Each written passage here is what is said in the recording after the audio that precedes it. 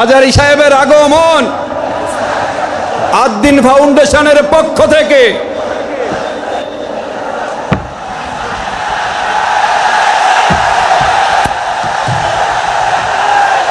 লিল্লাহে তাকবীর, লিল্লাহে তাকবীর। মিজান ভাইয়ের আগমন, শুভেচ্ছা স্বাগতম। মিজান ভাইয়ের আগমন, লিল্লাহে তাকবীর, লিল্লাহে তাকবীর। সম্মানিত হাজিরিন, আপনারা ভালো আছেন সবাই? শীতে কষ্ট হচ্ছে না? মাশাআল্লাহ। 3 দিন ব্যাপী তাফসীরুল কোরআনের প্রোগ্রামের সমাপনী রজনী আজকে। আমি খুব লম্বা সময় নিব না, এটা তো আমার বিভাগীয় প্রোগ্রাম, খুলনা বিভাগের প্রোগ্রাম পেয়ে গেছে যশোর। মাশাআল্লাহ, 9টা প্যান্ডেল আছে, এখানে ধাক্কাধাক্কির কোনো মানি হয় না। তোমরা ধাক্কাধাক্কি করবা, এই জন্য প্যান্ডেল করা হয় নাই 9টা। বসো, কোনো কথা নাই। অনেক আলোচনা হয়েছে 3 দিন ব্যাপী। দেশ বরেণ্য প্রথিতযশা ওলামায়ে হযরতের মুখে আপনারা অসংখ্য কথা শুনেছেন। আমলের জন্য এগুলোই যথেষ্ট, নতুন করে আমার বলার কিছুর দরকার নাই। নতুন করে উপস্থাপনের মতো বলার মতো আমার কাছে কিছু নাইও। যা বলার 1500 বছর আগে আল্লাহ তাআলা উম্মাহকে বলে দিয়েছেন, ঠিক কিনা? এমন কিতাব দান করেছে যে কিতাবে ভুল নাই, যতই পড়ি ততই শেখা যায়। বিয়ন্ডলেস, বাউন্ডলেস, বটমলেস, কুল কিনারা নাই, কুল কিনারা বিহীন সাগর। পড়েন সুবহানাল্লাহ। আসুন এখানে আসার বসার এই প্রোগ্রামে অংশগ্রহণ করার উদ্দেশ্যকে, নিয়তকে আমরা খালিস করে নেই। আজকে আমরা যা শুনবো শিখবো আমলের নিয়তে শুনবো, ঠিক কিনা বলেন? শেষ পর্যন্ত নীরবতা বজায় রাখবো। আমি উঠবো, আপনারা উঠবেন। এর আগে ওঠা যাবে না। স্কেডিউলে একটু চেঞ্জ এসেছে, এশার সালাত হয়নি। আমার আলোচনার পরপরই আজান হবে, এশার সালাতে আমরা জামাতে অংশগ্রহণ করে একসাথে বিদায় নেব ইনশাআল্লাহ। বলেন, যে টপিকটি নিয়ে আমি আপনাদের সামনে আজকে কথা বলতে চাই, টপিকটি অনেক গুরুত্বপূর্ণ। টপিকটি হচ্ছে হিউম্যান রিসোর্স ডেভেলপমেন্ট, মানব সম্পদ উন্নয়ন। কারণ আল্লাহ তাআলা আমাদের যা দেখ আর না দেখ এটা দিছে। মানুষ আর মানুষ, 18 কোটি মানুষ, ঠিক কিনা? এই 18 কোটির জনসংখ্যার দেশে বসবাস করে আমরা খুশি না বেজার? খুশি হইতে হবে, বেজার হইেন না। জাপানের খবর জানেন? তাদের গ্রোথ রেট নিচের দিকে, উল্টো। জনসংখ্যা নাই, বাচ্চা নিলে, সন্তান নিলে গভর্নমেন্ট তাদের টাকা দেয়। আমাদেরকে আল্লাহ তাআলা দয়া করে মায়া করে এই সম্পদটা দিয়েছেন। এই মানব সম্পদকে যেন আমরা কাজে লাগাই ইনশাআল্লাহ। পড়েন সবাই। হিউম্যান রিসোর্স ডেভেলপমেন্ট অনেক জনগুরুত্বপূর্ণ বিষয়, খুব সেনসিটিভ বিষয়, বুঝতে হবে। যশোরের স্মার্ট ছেলেরা, এই যে আমি যাদেরকে দেখতে পাচ্ছি, all are the Gen Z of Jashore. যারা জেন জি, ওরা স্মার্ট, ওরা ইশারা ইঙ্গিতে কাজ করে। এই যে পুরো গদি উল্টায় দিছে, ঠিক কিনা? 24-এর ছাত্র নাগরিক অভ্যুত্থান আমাদের দেখিয়ে দিচ্ছে কিভাবে চোখের ইশারায় গদি উল্টে দিতে হয়। তো জেনজিদের নিয়ে বসেছে, ওরা তো স্মার্ট, ওরা ডিস্টার্ব করবে না। মেহরবানি করে আমার সাথে কানেক্ট করো, 1 to 1, brain to brain, eye to eye, eye contact করো আমার সাথে। তাকাও, কষ্ট হলো আমার দিকে তাকাও, আওয়াজ করা যাবে না, আমার দিকে তাকাও। প্রিয় ভাইয়েরা, হিউম্যান রিসোর্স ডেভেলপমেন্টের ব্যাপারে কিছু কথা বলবো। এই যে আমাদের বিশাল জনসংখ্যা, এই জনসংখ্যাকে কি করে জনসম্পদে রূপান্তরিত করা যায় এ ব্যাপারে কথা বলবো। আমি সূরাতু বনী ইসরাইলের 70 নম্বর আয়াত তেলাওয়াত করেছি। এই আয়াতের আলোকে কিছু কথা আমি আপনাদের সামনে বলবো। আল্লাহ তাআলা ইরশাদ করছেন, ওয়ালাকাদ কাররামনা বনী আদম ওয়া হামালনাহুম ফিল বাররি ওয়াল বাহরি ওয়া রাযাকনাহুম মিনাত তাইয়্যিবাত ওয়া ফাদ্দালনাহুম আলা কাসীরিম মিম্মান খালাকনা তাফদীলা। পড়েন আল্লাহু আকবার। রব্বুল আলামিন বলেন, ওয়ালাকাদ কাররামনা বনী আদম, আমি বনী আদমকে সম্মানিত করেছি, বনী আদমকে মর্যাদা দিয়েছি। ওয়া হামালনাহুম ফিল বাররি ওয়াল বাহর, বনী আদমকে জলে স্থলে স্থলে এবং সমুদ্রে চলাচলের বাহন দিয়েছি। ওয়া রাযাকনাহুম মিনাত তাইয়্যিবাত, তাদেরকে পবিত্র রিজিকের বন্দোবস্ত করেছি। ওয়া ফাদ্দালনাহুম আলা কাসীরিম মিম্মান খালাকনা তাফদীলা, আর আমি আল্লাহ যাদেরকে সৃষ্টি করেছি তাদের মধ্য থেকে বনি আদমকে আমি শ্রেষ্ঠ বানিয়েছি। আমরা শ্রেষ্ঠ, আমরা আশরাফুল মাখলুকাত। আমরা কি? এই যে এমনি চিল্লাচিল্লি করে, জিজ্ঞেস করলে বলে না। আমরা আশরাফুল মাখলুকাত। আমরা কি? শ্রেষ্ঠ, সবার চেয়ে সেরা। আমাদের মতো করে আল্লাহ কাউকে বানায় নাই। দুই পায়ে ভর করে শির দ্বারা এরকম স্ট্যান্ড রেখে মাথা উঁচু করে দাঁড়াতে পারে এরকম কোন প্রাণী পৃথিবীতে আছে? এজন্য আল্লাহ বলেন ওয়ালাকাদ কাররামনা বানি আদম, আমি বনি আদমকে সম্মানিত করেছি, তাদেরকে আমি মর্যাদা দিয়েছি। তাদেরকে আমি যত মর্যাদা দিয়েছি আমার কোন সৃষ্টিকে এত মর্যাদা দেই নাই। পড়েন সুবহানাল্লাহ। I have dignified the status of the sons of Adam. আদমের সব সন্তানের মর্যাদা আমি বাড়িয়েছি। আল্লাহ এখানে বলেননি ওয়ালাকাদ কাররামনাল মুমিনিন, আমি মুমিনের মর্যাদা বাড়িয়েছি, বলেছেন? আল্লাহ এখানে বলেন নাই ওয়ালাকাদ কাররামনাল মুসলিমিন, আমি মুসলিমের মর্যাদা বাড়িয়েছি। আল্লাহ বলেছেন ওয়ালাকাদ কাররামনা বানি আদম, আমি বনি আদমের সম্মান বাড়িয়েছি। হোক সে মুমিন কিংবা কাফের, মুসলিম কিংবা মুশরিক, আস্তিক কিংবা নাস্তিক, আরব কিংবা অনারব, যেই হোক না কেন আদম সন্তান সবগুলার মর্যাদা বাড়ায় দিয়েছে কে? সবার মর্যাদা আল্লাহ বাড়িয়েছে। মানুষ হিসেবে মর্যাদা। বিশ্বনবী সাল্লাল্লাহু আলাইহি ওয়াসাল্লাম ইহুদির লাশ দেখে দাঁড়িয়ে গেলেন। কার লাশ? আমার যশোরের ভাইয়েরা আওয়াজ করে বলুন, কার লাশ? ইহুদির লাশ দেখে দাঁড়ায় গেলেন। সাহাবারা বললেন ইয়া রাসূলুল্লাহ, আপনি দাঁড়ালেন যে, এটা তো ইহুদির লাশ। বিশ্বনবী বললেন আওয়ালাইসাত নাফসান, এটা কি মানুষ নয়? এটা হোক ইহুদি হোক খ্রিস্টান, এটা তো মানুষ। আমি মানুষ দেখে দাঁড়িয়েছি। আই স্যালিউট দ্য হিউম্যানিটি, আমি মানবতাকে সম্মান করেছি। পড়েন সুবহানাল্লাহ। তাহলে এই জমিনে মানুষের মর্যাদা বেশি, হোক আস্তিক হোক নাস্তিক, হোক মুমিন কিংবা কাফের। আদমের সন্তান হলে, মানুষ হলেই তার মর্যাদা বাড়িয়েছে কে?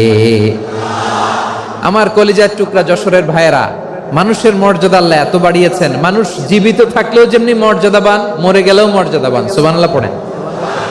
মানুষ মরে গেলে এই ডেড বডিটা কি হয়? পচে যায়, গলে যায়, মাটির সাথে মিশে যায়। তাই বলে আপনি ডেড বডির সাথে যাচ্ছে তাই করতে পারবেন না। পারবেন? কেউ যদি অন্যায় করে তাকে যদি আপনি শাস্তির আওতায় আনেন, যা মনে চায় করতে পারবেন না। তারা আগুন দিয়ে পোড়াতে পারবেন না, নাক কাটতে পারবেন না, কান কাটতে পারবেন না, অঙ্গ বিকৃতি করতে পারবেন না। কারণ মানব জাতির মর্যাদা স্বয়ং দিয়েছে কে?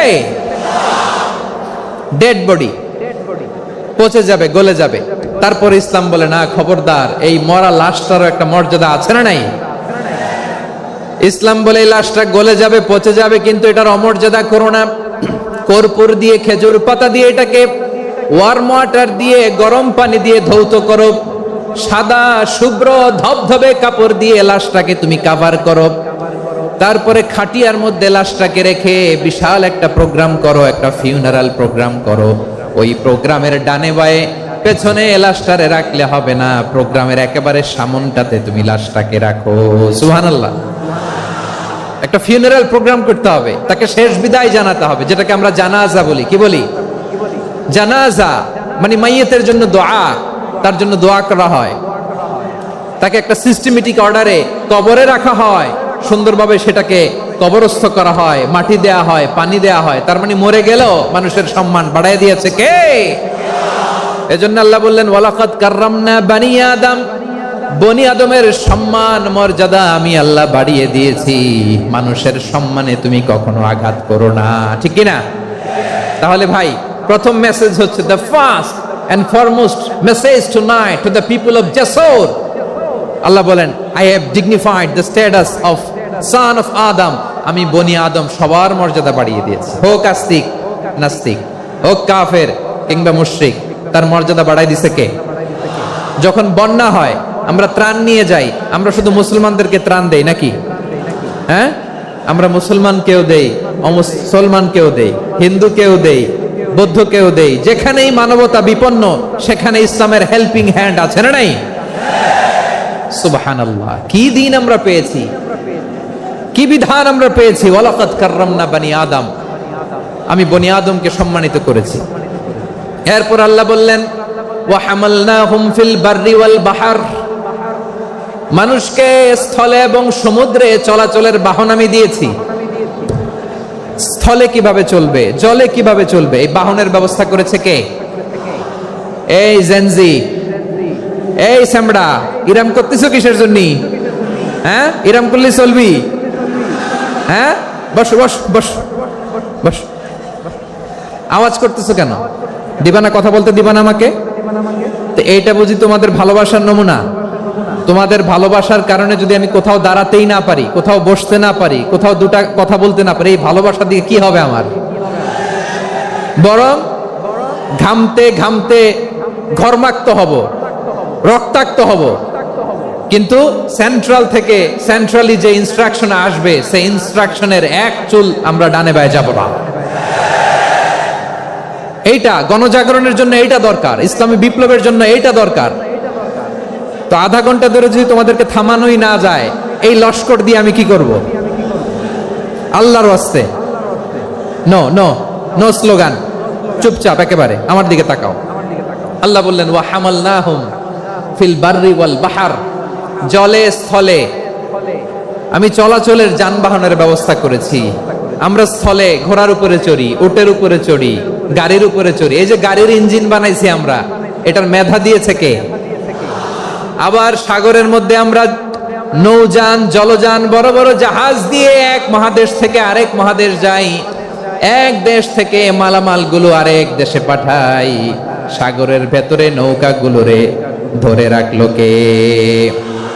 والفلك التي تجري في البحر بما ينفع الناس, মানুষের উপকার আছে এরকম সরঞ্জামাদি নিয়ে সাগরের উপরে বিশাল বিশাল জলযানগুলো চলে। এগুলো ডুবে যায় না, কাত হয়ে যায় না, পড়ে যায় না।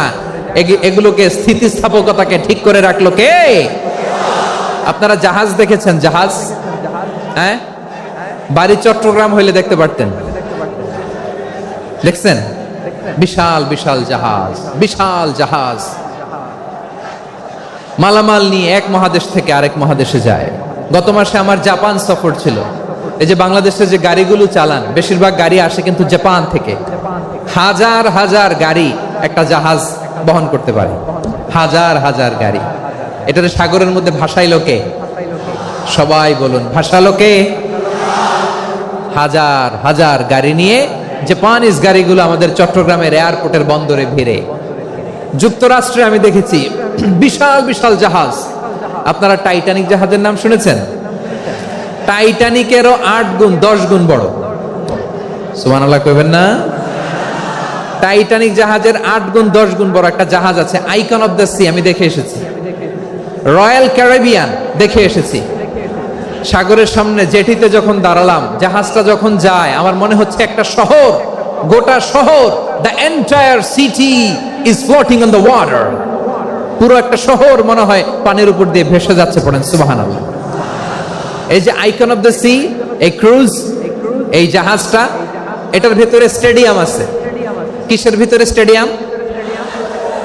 কথা বুঝে নাই বোধহয়। স্টেডিয়াম কিসের ভিতর? সুইমিং পুল আছে, শপিং মল আছে, রেস্টুরেন্ট আছে, ক্লাব আছে, 3000 4000 রুম বিশিষ্ট, কক্ষ বিশিষ্ট হোটেল আছে। এই সবগুলোর নিয়ে এগুলো চলে সাগরের এই দোলার মধ্যে, জলোচ্ছ্বাসের মধ্যে। এই সাগরের ভেতরে এই জাহাজগুলোর ভাষায় রাখছে কে? সূরা আর রহমানে আল্লাহ তাআলা বললেন ওয়ালাহুল জাওয়ারিল মুনশাআতু ফিল বাহরি কাল আ'লাম ফাবিআইয়ি আলা, সবাই পড়েন ফাবিআইয়ি আলাই রাব্বিকুমা তুকাযিবান। পাহাড় সম বড় বড় জাহাজগুলো মাল বোঝাই করে সাগরের মধ্যে ভেসে বেড়ায়। এগুলো দিয়ে মালামাল বহন করা যায়, মানুষরা এক দেশ থেকে আরেক দেশে যায়। এই জাহাজগুলোর সাগরের ভেতরে ভাসায় রাখলো কে? এই আয়াতের ভেতরে আল্লাহ তাআলা সূরাত বনী ইসরাঈলের এই চমৎকার আয়াতের ভেতরে আল্লাহ তাআলা বেসিক্যালি মানব জাতির প্রতি তার 4টি স্পেশাল অনুগ্রহের কথা বলেছেন। কয়টি? দুইটা বলে ফেলছি। এক নাম্বার ওয়ালাকাদ কাররামনা বানি আদম, আমি বনি আদমের সম্মান বাড়াইছি। নাকি মুসলমানদের, নাকি মুসল্লিদের? কার সম্মান বাড়িয়েছি? বনি আদমের। তাহলে human dignity, the first part of the verse talks about the human dignity. দুই নাম্বার অংশ আল্লাহ তাআলা বললেন ওয়া হামালনাহুম ফিল বাররি ওয়াল বাহর, স্থলে এবং সমুদ্রে আমি তাদের জন্য চলাচলের বাহন দিয়েছি। সুবহানাল্লাহ। তার মানে smooth movement on land and sea, জলে এবং স্থলে যাতে আমরা স্মুথলি মুভ করতে পারি আল্লাহ তাআলা দিয়েছেন। তিন নম্বরে আল্লাহ তাআলা বললেন ওয়া রাযাকনাহুম মিনাত তাইয়্যিবাত, মানুষের জন্য আমি পবিত্র রিজিকের ব্যবস্থা করেছি। জলে এবং স্থলে যত প্রাণী আছে সবগুলা প্রাণীকে রিজিক দেয় কে? আমাদেরকে রিজিক দেয় কে? সাগরের মাছগুলোকে, বড় বড় তিমি মাছগুলোরে রিজিক দেয় কে? বাতাসের মধ্যে ভেসে বেড়ানো বড় বড় পাখিগুলো, স্ক্যান্ডিনেভিয়ান কান্ট্রি থেকে লক্ষ লক্ষ কোটি কোটি পাখিগুলো যে এক দেশ থেকে আরেক দেশে ট্রান্সফার হয়, এগুলোর রিজিক দেয় কে? রব্বুল আলামিন বলেন ওয়ামা মিন দাব্বাতিন ফিল আরদি ইল্লা আলাল্লাহি রিজকুহা ওয়া ইয়ালামু মুস্তাকাররাহা ওয়া মুস্তাওদাআহা কুল্লুম ফি কিতাবিম মুবিন। আল্লাহু আকবার।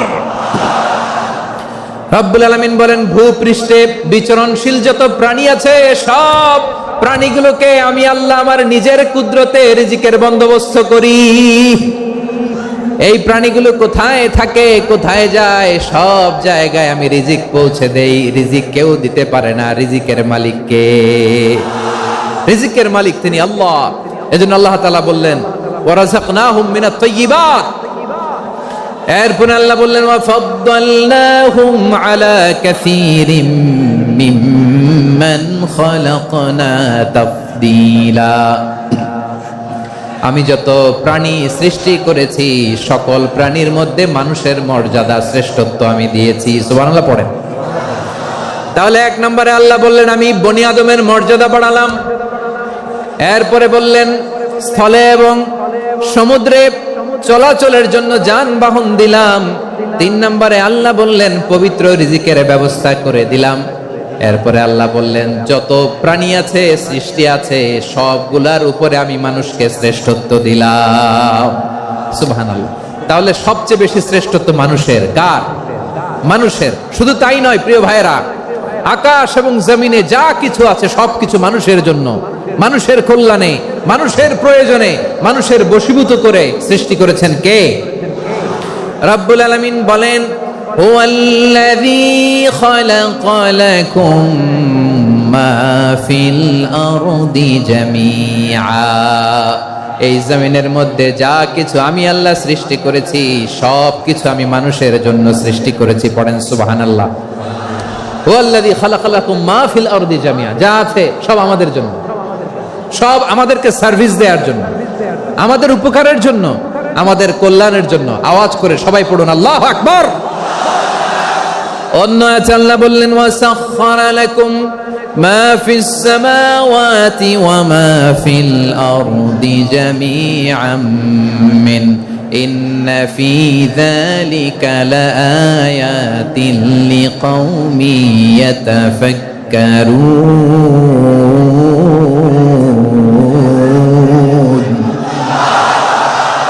প্রথমে আয়াতে আল্লাহ বললেন জমিনে যা আছে সব তোমাদের কল্যাণে আমি সৃষ্টি করলাম। এরপরে আল্লাহ বললেন আকাশেও যা আছে সব তোমাদের জন্য সৃষ্টি করলাম, তোমাদের অনুগত বানায় দিলাম। পড়েন সুবহানাল্লাহ। মানুষের কি ব্রেইন দেখেন, মানুষ জমিন ছেড়ে আকাশে চলে যায়। পাখি দেখে মানুষের শখ হলো পাখি যেহেতু উঠতে পারে আমরাও পারবো। অরবিল রাইড, উইলবার রাইড, দুই ভাই মিলে আঁকাঝোঁকা করতে করতে করতে করতে প্লেন বানায় ফেললো। কোন সুবহানাল্লাহ। এখন পাখিও ওরে, আমরাও ওরি। এরপরেই মানুষের কৌতূহল থামে না এখানে। মানুষ চলে গিয়েছে চাঁদে। কোথায় গেছে? এখন কিন্তু চাঁদে জমি বিক্রি হয় জানেন? পৃথিবী নিয়ে মারামারি শেষ। রাশিয়া আমেরিকা এখন ধরছে চাঁদ আর মঙ্গল গ্রহ। এখন চাঁদে জমি বিক্রি হয়, মঙ্গলে জমি বিক্রি হয়। এই চাঁদ মঙ্গল, বৃহস্পতি, শনি সব আল্লাহ তাআলা আমাদের জন্য বানিয়েছেন। সুবহানাল্লাহ পড়েন। মানুষ সাগরের উপরে চড়ে, শূন্যে ভেসে বেড়ায়, পাহাড় কেটে সুড়ঙ্গ বানায়, টানেল বানায়। মানুষ ব্রডব্যান্ডের লাইন নিয়ে যায় সাগরের ভেতর দিয়ে, এক দেশ থেকে আরেক দেশে, এক মহাদেশ থেকে আরেক মহাদেশে। সুবহানাল্লাহ পড়েন।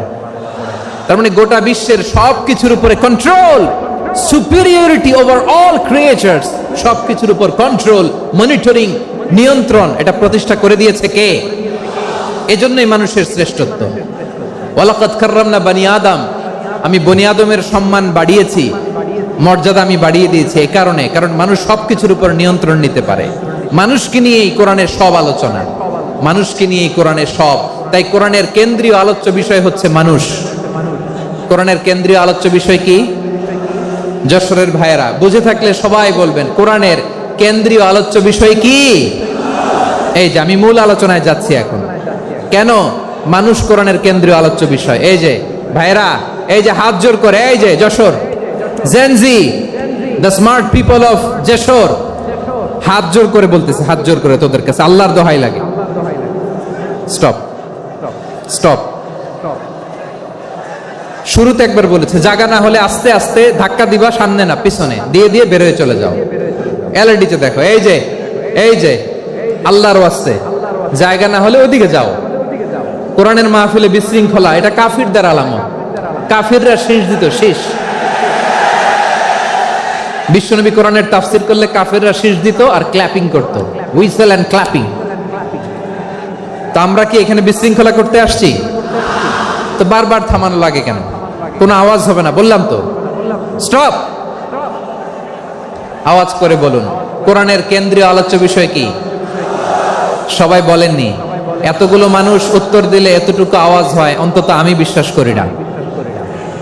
যশোর আওয়াজ করে বলো কোরআনের কেন্দ্রীয় আলোচ্য বিষয় কি? মানুষ। এই মানুষ কোরআনের কেন্দ্রীয় আলোচ্য বিষয়। মানুষকে আল্লাহ স্বাধীনতা দিয়েছেন। ফামান শাআ ফালইউমিন ওয়া মান শাআ ফালইয়াকফুর। চাইলে মুমিন হতে পারো, চাইলে কাফের হতে পারো, তোমার ইচ্ছা। তবে জেনে রাখো, মুমিন হলে পাবা জান্নাত, কাফির হলে পাবা জাহান্নাম। নাও দ্য ডিসিশন ইজ ইয়ার্স। সিদ্ধান্ত তোমার, জান্নাতে যাবা না জাহান্নামে যাবা। যশোরের ভাইয়ের আওয়াজ করে বলুন কই যেতে চান, জান্নাতে না জাহান্নামে? ডান দিকে না বাম দিকে? ডানপন্থী না বামপন্থী? চিল্লা চিল্লি না চুপচাপ? চুপচাপ কয়ে আবার চিল্লাচিল্লি শুরু করে দিচ্ছে। মাশাআল্লাহ। তাহলে কোরআনের কেন্দ্রীয় আলোচ্য বিষয় মানুষ। আমার সাথে থাকতে হবে, তোমাদেরকে নিয়ে আমি আলোচনা শেষ পর্যন্ত যাব। অনেক গুরুত্বপূর্ণ কথা বাকি আছে, আমাকে সহযোগিতা করতে হবে। মাশাআল্লাহ, এই তো ঠান্ডা হয়েছে। হ্যাঁ ঠিক আছে, ঠিক আছে, ঠিক আছে।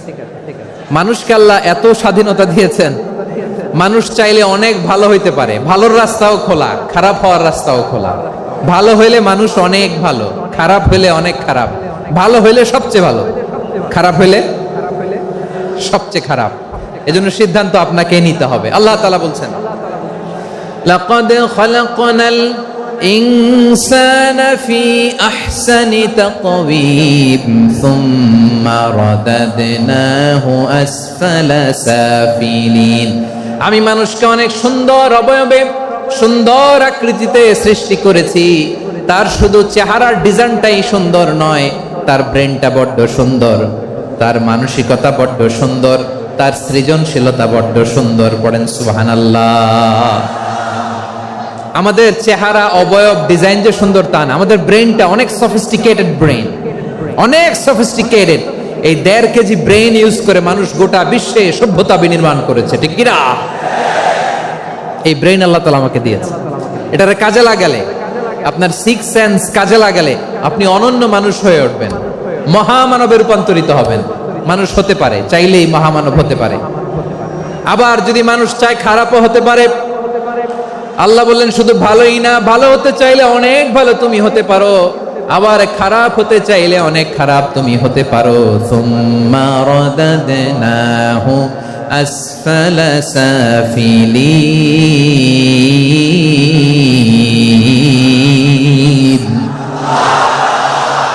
খারাপ হলে একেবারে খারাপ হতে পারো, নিকৃষ্ট হলে একেবারে নিকৃষ্ট হতে পারো, ভালো হলেও ভালো হতে পারো। কোন সুবহানাল্লাহ।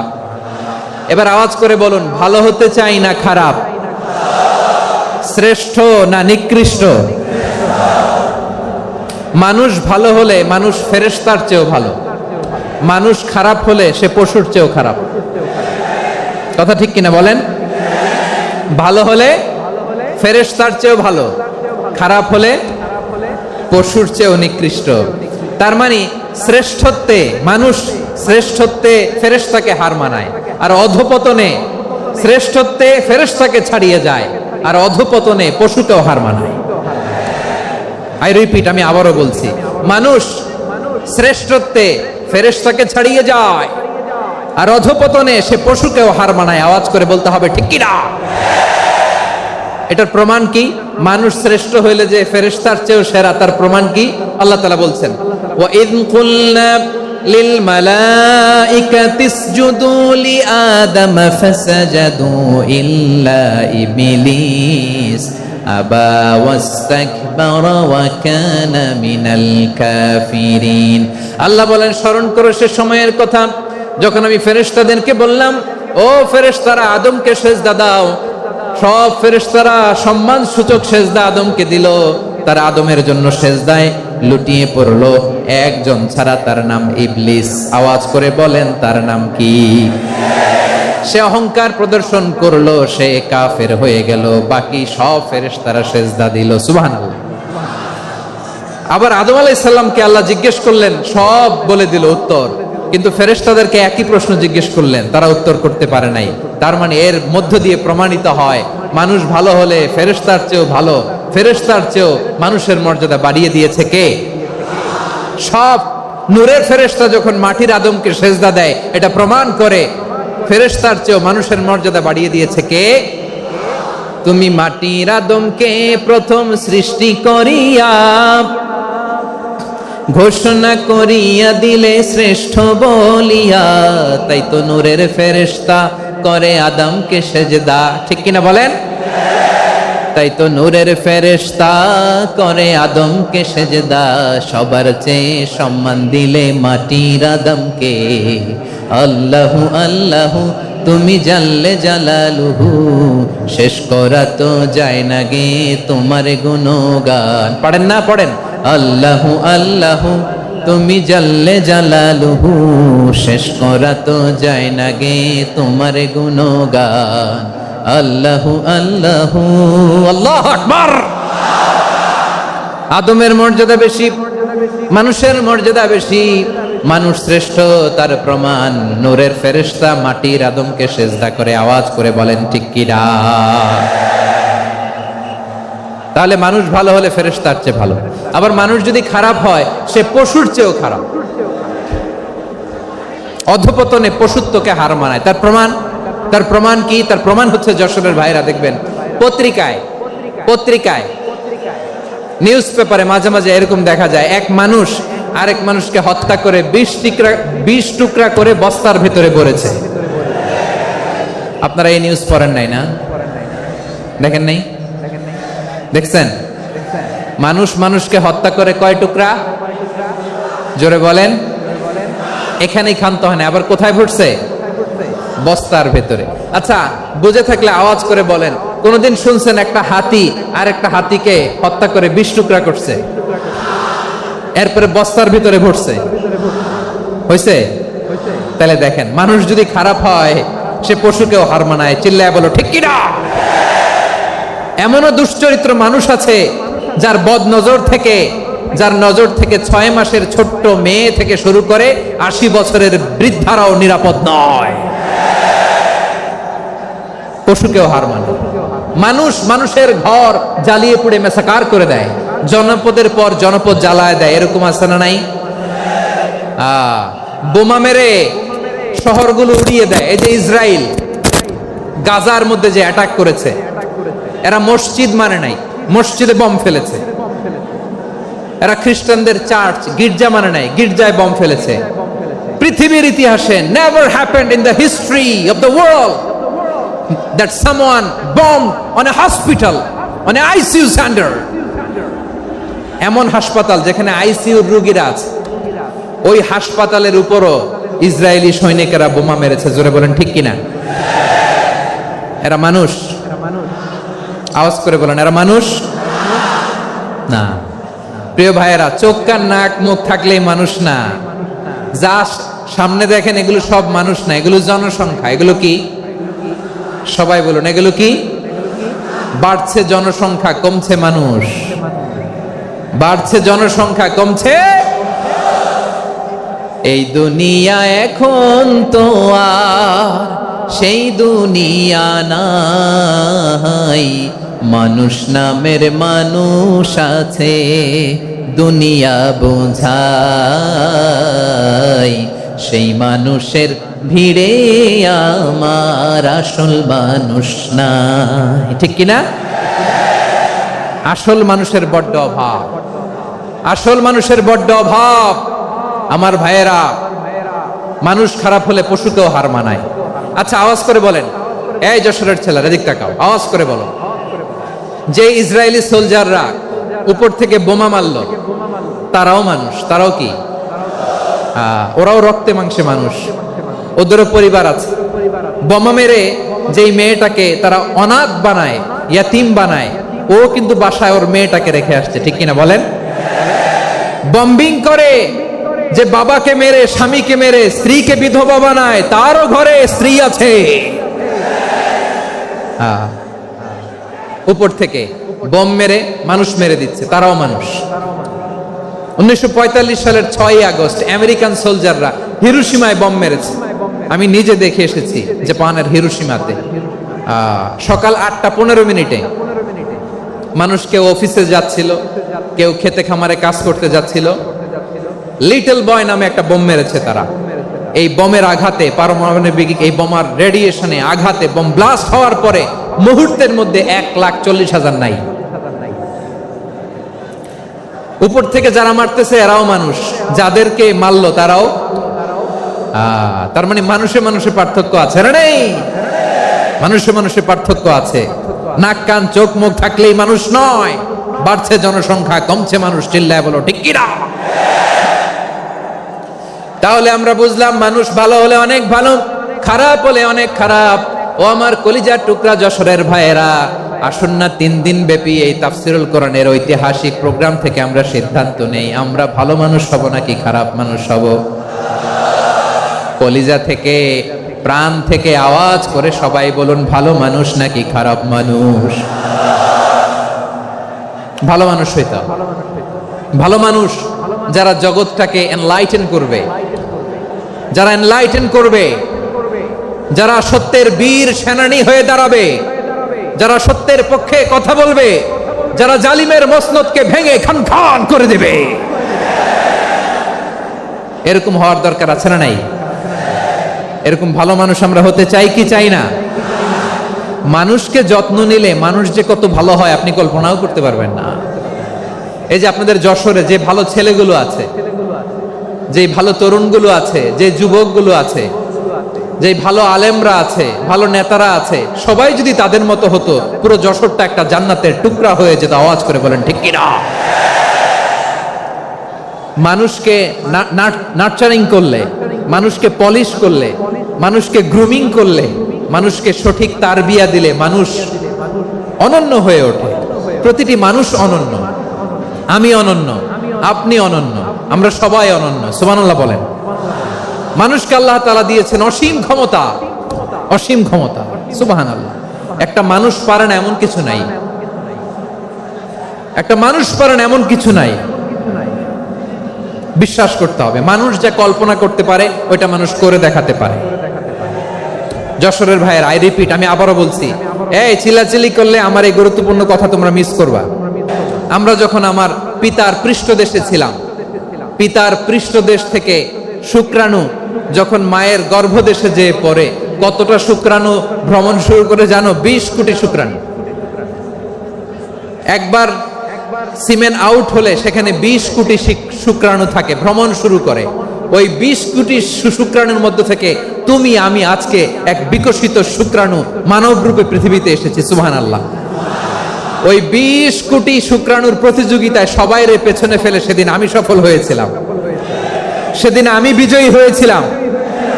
সেদিন আমি এত ছোট ছিলাম, মাইক্রোস্কোপ দিয়েও আমার অস্তিত্ব টের পাওয়া যায় না।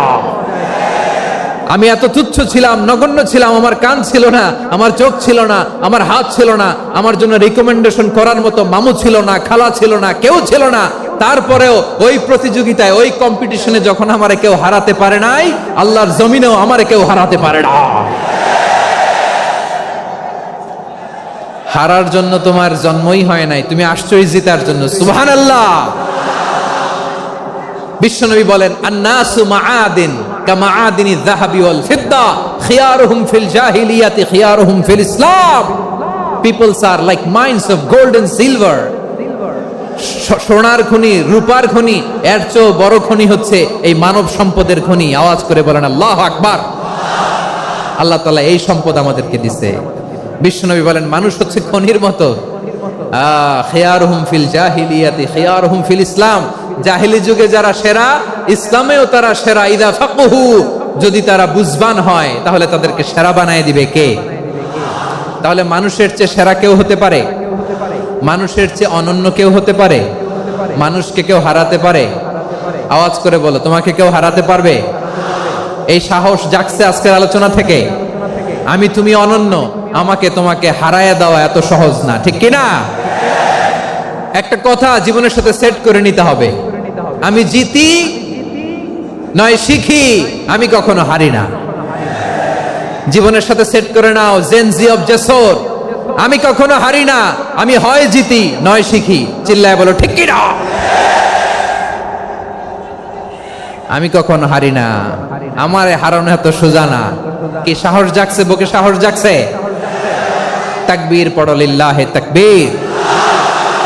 তাহলে বিশ্বনবী বললেন, নাসু মাআদিন, মানুষ হচ্ছে খনি। এই ধাক্কা ধাক্কি, আমি জানি এগুলো ভালোবাসার ধাক্কা ধাক্কি, এজন্য আমি সহ্য করে নেই।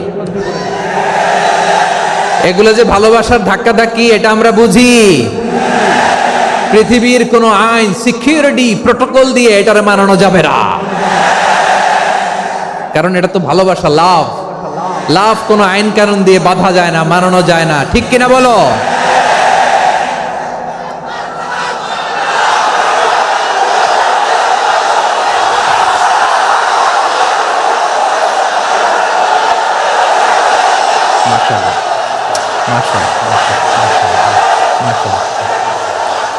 ঠিক আছে, বসুন বসুন বসুন।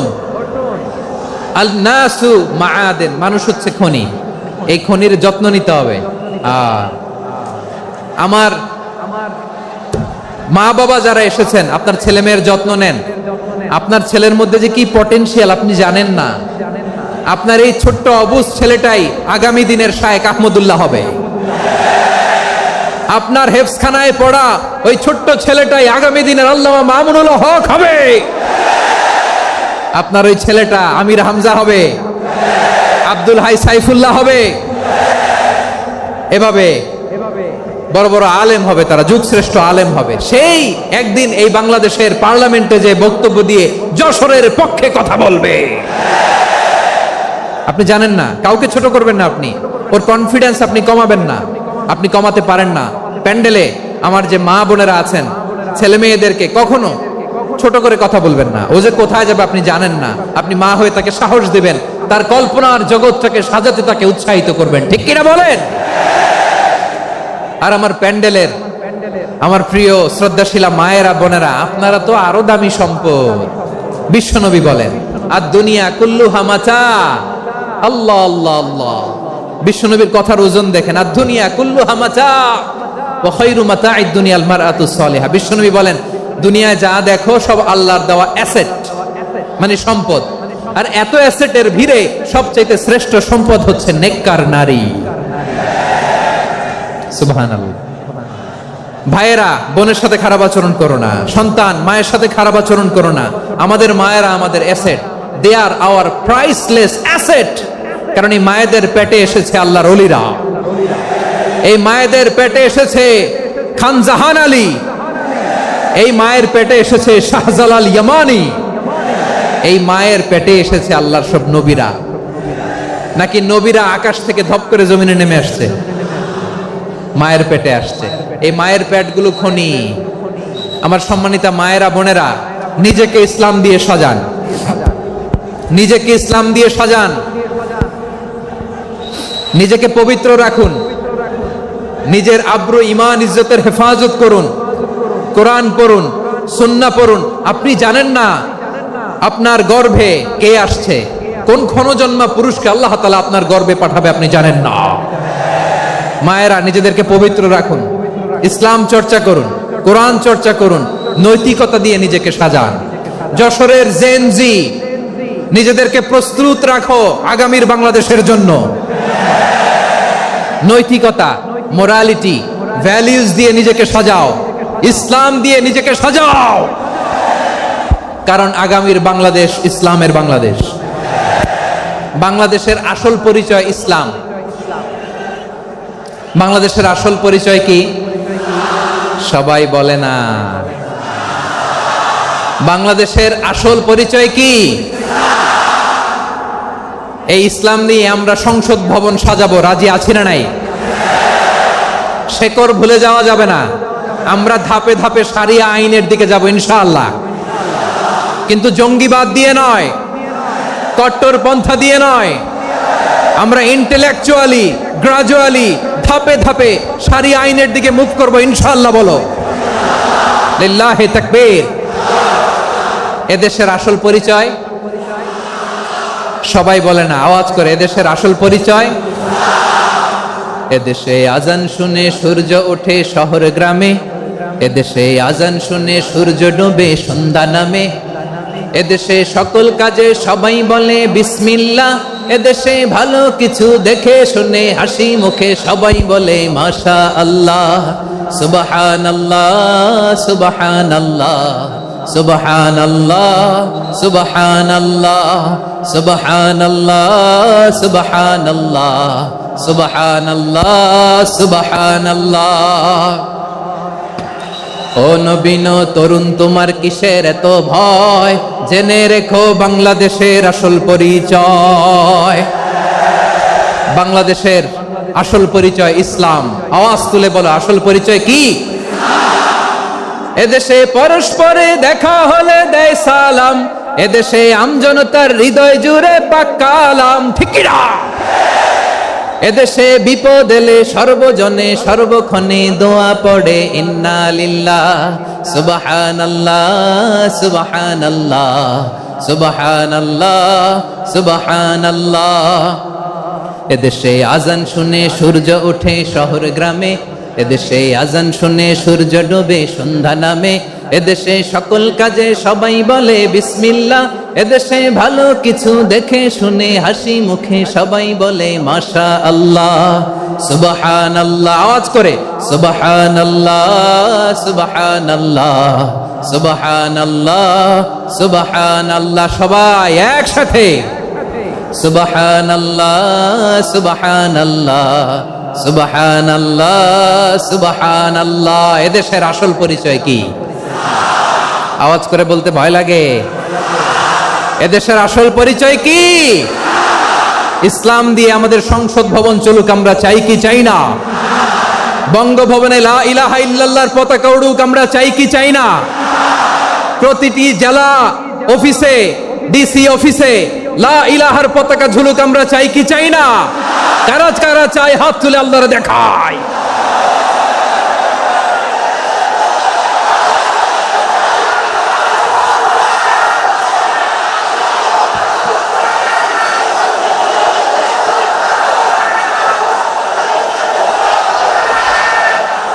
মাশাআল্লাহ, মাশাআল্লাহ, মাশাআল্লাহ, মাশাআল্লাহ। যশোর, আওয়াজ করে বলো, ভালো মানুষ না খারাপ মানুষ? বুঝে বলছো তো? মানুষ ভালো হলে যে কত ভালো। এই মানুষকে যত্ন নিলে, মানুষকে মানুষ বানালে যে সে কি হতে পারে শুনবা? হ্যাঁ, নাকি মোনাজাত দিয়ে দিব? শুনবা? তাহলে থামতে হবে। থামো, আমি যখন বলবো থামো থামো, তাকবীরের সময় দিলে তাকবীর, থামো থামো। মানুষকে যত্ন নিলে, হ্যাঁ এদিকে এদিকে, ড্রোন নামায় ফেলো, হয়েছে ড্রোনের ফুটেজ হয়ে গেছে, এবার ড্রোন নামায় ফেলো, আমার দিকে তাকাও। মানুষকে, তোমরা এদিক সেদিক তাকালে তো গুরুত্বপূর্ণ পয়েন্ট মিস হয়ে যাবে। এদিকে এদিকে, হ্যাঁ মাস ঠিক আছে, এদিকে। মানুষকে যত্ন নিলে মানুষের মধ্যে যারা কি পটেনশিয়াল রেখেছে। আমি জাপানের দুইটা উদাহরণ দেই। জাপানের, এই এই এভাবে এভাবে হবে, হয় বসো নয় পেছনে, কথা নাই, কথা তো বলাই যাবে না, হারাম কথা বলা আজকে, একেবারে চুপ। আজকের জন্য হারাম করে দিছে আমি, এই কিছু সময়ের জন্য একেবারে নিষিদ্ধ। জাপানের দুইটা উদাহরণ দেই, খেয়াল করে একটু শুনেন, বুঝবেন। আল্লাহ, 2022 সালে জাপানের সাথে জার্মানির খেলা, ফিফা ওয়ার্ল্ড কাপ 2022। এক পক্ষে জাপান, আরেক পক্ষে কোন দেশ? কথা শুনে নাই। এক পক্ষে কোন দেশ, আরেক পক্ষে সবাই, এক পক্ষে আরেক পক্ষে। ওই খেলায় জিতেছিল জাপান, জিতেছিল 22 সালের এই ফিফা ওয়ার্ল্ড কাপে জাপান ফুটবল খেলায় জিতে। As a part of their celebration, তারা খেলার পরে পুরো স্টেডিয়ামটারে ক্লিন করে, the fan base of Japan, lakh lakh মানুষ খেলা দেখতে যায়, তো এত ডাস্টবিনও তো নাই, তো যারা ডাস্টবিনে জায়গা পায় নাই তারা এই যে চকলেটের প্যাকেট, পানির বোতল, চিপসের প্যাকেট তারা এদিকে সেদিকে রেখে দিয়েছে। জাপানের ভক্তরা, জাপানের ফলোয়াররা, as a part of their celebration, তারা খেলার পরে পুরো স্টেডিয়ামের সব ময়লা আবর্জনা ক্লিন করে তারপরে বিদায় নিয়েছে। তাদেরকে কি ক্লিন করার দায়িত্ব দেওয়া হয়েছিল? এই যশোর, জাপানের যে ছেলেরা খেলা দেখতে গেছিল ওদেরকে কি ক্লিন করার দায়িত্ব দিছিল? তারা কি স্টেডিয়ামের পরিচ্ছন্নতা কর্মী? তাদের আকল, তাদের সিক্স সেন্স তাদেরকে বলেছে। ছোটবেলা থেকে জাপান গভর্নমেন্ট ওদেরকে এত পরিচ্ছন্নতা শেখায়, ক্লিনলিনেস অ্যাওয়ারনেস ক্যাম্পেইন করায়। ক্লাসে আমি দেখেছি, ক্লাসে নিজের বেঞ্চ নিজে মুছে, ক্লাসের মাঝখানে একটা সময় দেয়, নিজের টেবিল নিজে মুছে, নিজের ক্লাসরুমটা নিজে পরিষ্কার করে, রাস্তাঘাটে একটা ধুলা নাই, ময়লা নাই, একটা টিস্যু নাই। খেলার পরে গোটা বিশ্বকে তাক লাগিয়ে দিয়েছে। জাপানের ফ্যানরা সবার রেখে যাওয়া গার্বেজ, টিস্যু, বোতল পরিষ্কার করে তারপরে স্টেডিয়াম থেকে বিদায় নিয়েছে। আমরা কেন এমন হইতে পারলাম না? আমরা কেন এমন হইতে পারলাম না? জাপানের যারা এগুলো করছে ওদের 3টা করে চোখ না? চোখ তো 3টা, জাপানো লাগো, জাপানো লাগো, হাত তো 4টা, কান তো 6টা, হ্যাঁ? নাকি আমার মতো 2 হাত 2 কানওয়ালা মানুষ? চোখে দেখলে ওটা মানুষ না। চিন্তা করছেন? তার মানে জাপানিজদেরকে যে গ্রুমিং করে শিখানোর মাধ্যমে পরিচ্ছন্ন বানানো গেছে, ওরা যেমনি মানুষ আমরাও মানুষ। আমাদের সন্তানদেরকে শেখালে তারাও পারবে, পারবে কিনা? 2 নম্বর উদাহরণ বলি। চট্টগ্রাম ফেনীতে যারা গিয়েছেন, মেঘনা গোমতী ব্রিজ প্রকল্প নাম শুনছেন? মেঘনা একটা ব্রিজ পার হওয়া লাগে। এই মেঘনা গোমতী, এখানে 3টা ব্রিজ, কাঁচপুর সহ এই 3টা ব্রিজের নির্মাণ কাজ, রেনোভেশনের কাজ দেয়া হয়েছিল জাপানের একটা কোম্পানিকে। কাকে? জাপানের কোম্পানি। নির্মাণ শেষে 738 কোটি টাকা বেঁচে গেছিল, এটা গভর্নমেন্টের হাতে দিয়ে তারা বিদায় নিয়েছে। কত টাকা? 738 কোটি টাকা। যত প্রাক্কলিত ব্যয় নির্ধারণ করা হয়েছে সব টাকা সরকার, তৎকালীন সরকার 2019-এর সরকার, কারা ছিল তো জানেন? এই 2019-এর সরকার তাদেরকে দিয়েছে। তারা রিনোভেশন নির্মাণ শেষে 738 কোটি টাকা অতিরিক্ত বেঁচে গেছিল, এটা আবার গভর্নমেন্টের হাতে বুঝাই দিয়ে তারা বিদায় নিচ্ছে। আমরা কেন এমন হইতে পারলাম না? জাপানের ওরাও মানুষ, আমরাও মানুষ, তার মানে মানুষে মানুষে পার্থক্য আছে না নাই? আচ্ছা, জাপানের 2টা উদাহরণ দিলাম, এবার আমার দেশের 2টা উদাহরণ দিব না? বাংলাদেশের 2টা উদাহরণ দেয়। 1 নম্বর উদাহরণ, গত সপ্তাহে আপনারা জানেন কক্সবাজার আমার একটা প্রোগ্রাম ছিল, তো হেলিকপ্টারে গিয়েছিলাম। ফেনী জেলা যখন পার হচ্ছি আমি দেখলাম 3টা উইন্ডমিল। উইন্ডমিল চিনেন তো? বিশাল পিলার, 3টা 4টা পাখা থাকে। বায়ু বিদ্যুৎ কেন্দ্র, বাংলাদেশের প্রথম বায়ু বিদ্যুৎ কেন্দ্র এটা। মুহুরী প্রজেক্ট বলে এটা সম্ভবত, মুহুরী প্রজেক্ট। তো সাগরের বাতাসের ঝাপটায় এটা ঘুরে এনার্জি হয়, ইলেকট্রিসিটি উৎপাদন হয়। তো আমি পাইলটকে বললাম, ভাই এগুলো থেকে কেমন ইলেকট্রিসিটি উৎপাদন হয়? কয় হুজুর একটুও হয় না, কিছুই হয় না। কিছুই হয় না মানে? বলে হুজুর বাংলাদেশে যত উইন্ডমিল আছে এটার পাখা একটাও ঘুরে না। আল্লাহ, বলেন কি? তাহলে যে কোটি কোটি টাকা ব্যয় করে যে উইন্ডমিল, কয় হুজুর ভিতরে ফিটফাট, উপরে ফিটফাট, ভিতরে সদরঘাট। তার মানে কোটি কোটি টাকা দিয়ে এই উইন্ডমিল বানায়, এখানে কিছু নাই। দুর্নীতির আড্ডাখানা, আখড়াখানা বাংলাদেশ, ঠিক কিনা বলেন? হায় রে, জাপানিজরাও মানুষ, আমরাও মানুষ। আমার এক নিকটাত্মীয় সরকারি চাকরিজীবী, উনি আমাকে বললেন, বাংলাদেশের আর একটা উদাহরণ দেখি। উনি আমাকে বললেন যে প্রতি বছর আমাদের অফিসের ফার্নিচার চেঞ্জ করে। আমি বললাম প্রতি বছর ফার্নিচার চেঞ্জ করে কেন? বলে যে ফার্নিচার নতুন পারচেজ করলেই তো ওইখানে টাকা, নতুন কিনতে পারলেই টাকা, নতুন উন্নয়নের সবক শোনাতে পারলেই টাকা। প্রথম আলোর রিপোর্ট, কি আলো? প্রথম আলোর রিপোর্ট, গত 15 বছরে উন্নয়নের নামে লুটপাট হয়েছে প্রায় 3.25 লাখ কোটি টাকা। কার রিপোর্ট? আমাদের বানানো কথা। প্রথম আলোর রিপোর্ট। গত 15 বছরে কারা ছিল জানেন তো? হ্যাঁ, শুধু ওনাদেরকেই দোষ দিয়ে লাভ নাই। স্বাধীনতার পর থেকে শুধু শাসকের হাত বদল হয়েছে, আমরা কিছু পাই নাই, ঠিক কিনা বলেন? শুধু ওনাদের দোষ দিয়ে কি লাভ? একদল খাইছে, আরেক দল খাওয়ার জন্য রেডি হয়ে আছে।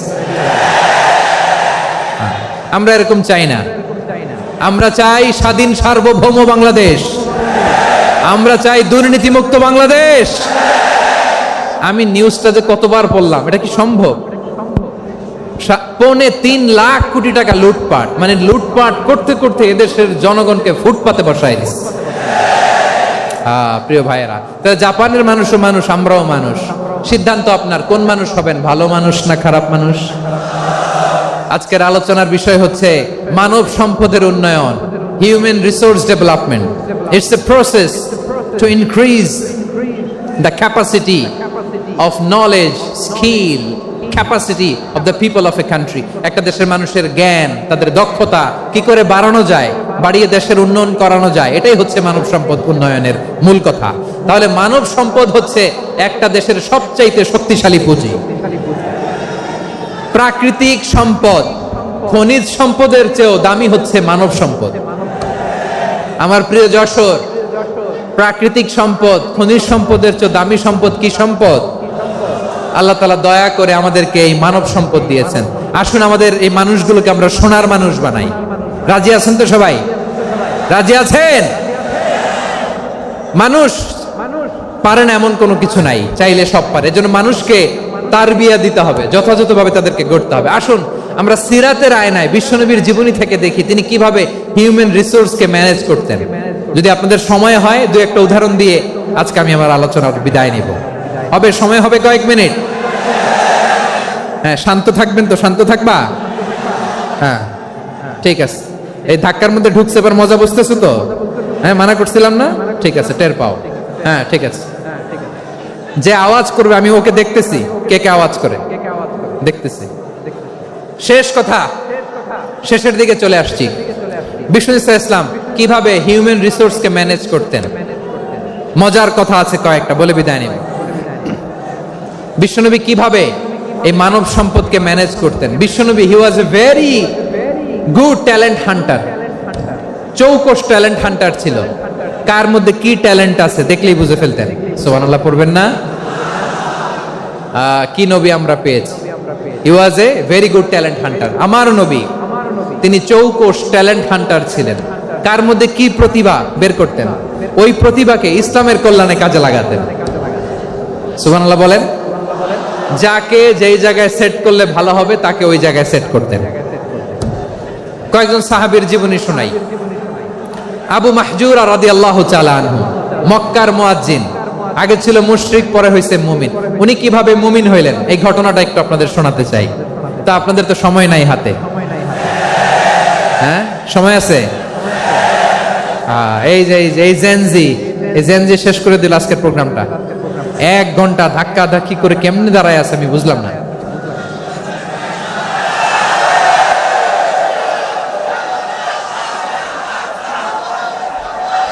না, তাকবির না, চুপ করতে হবে। What I need, you stop. Just shut up. চুপ। হ্যাঁ, ঠিক আছে, এভাবে।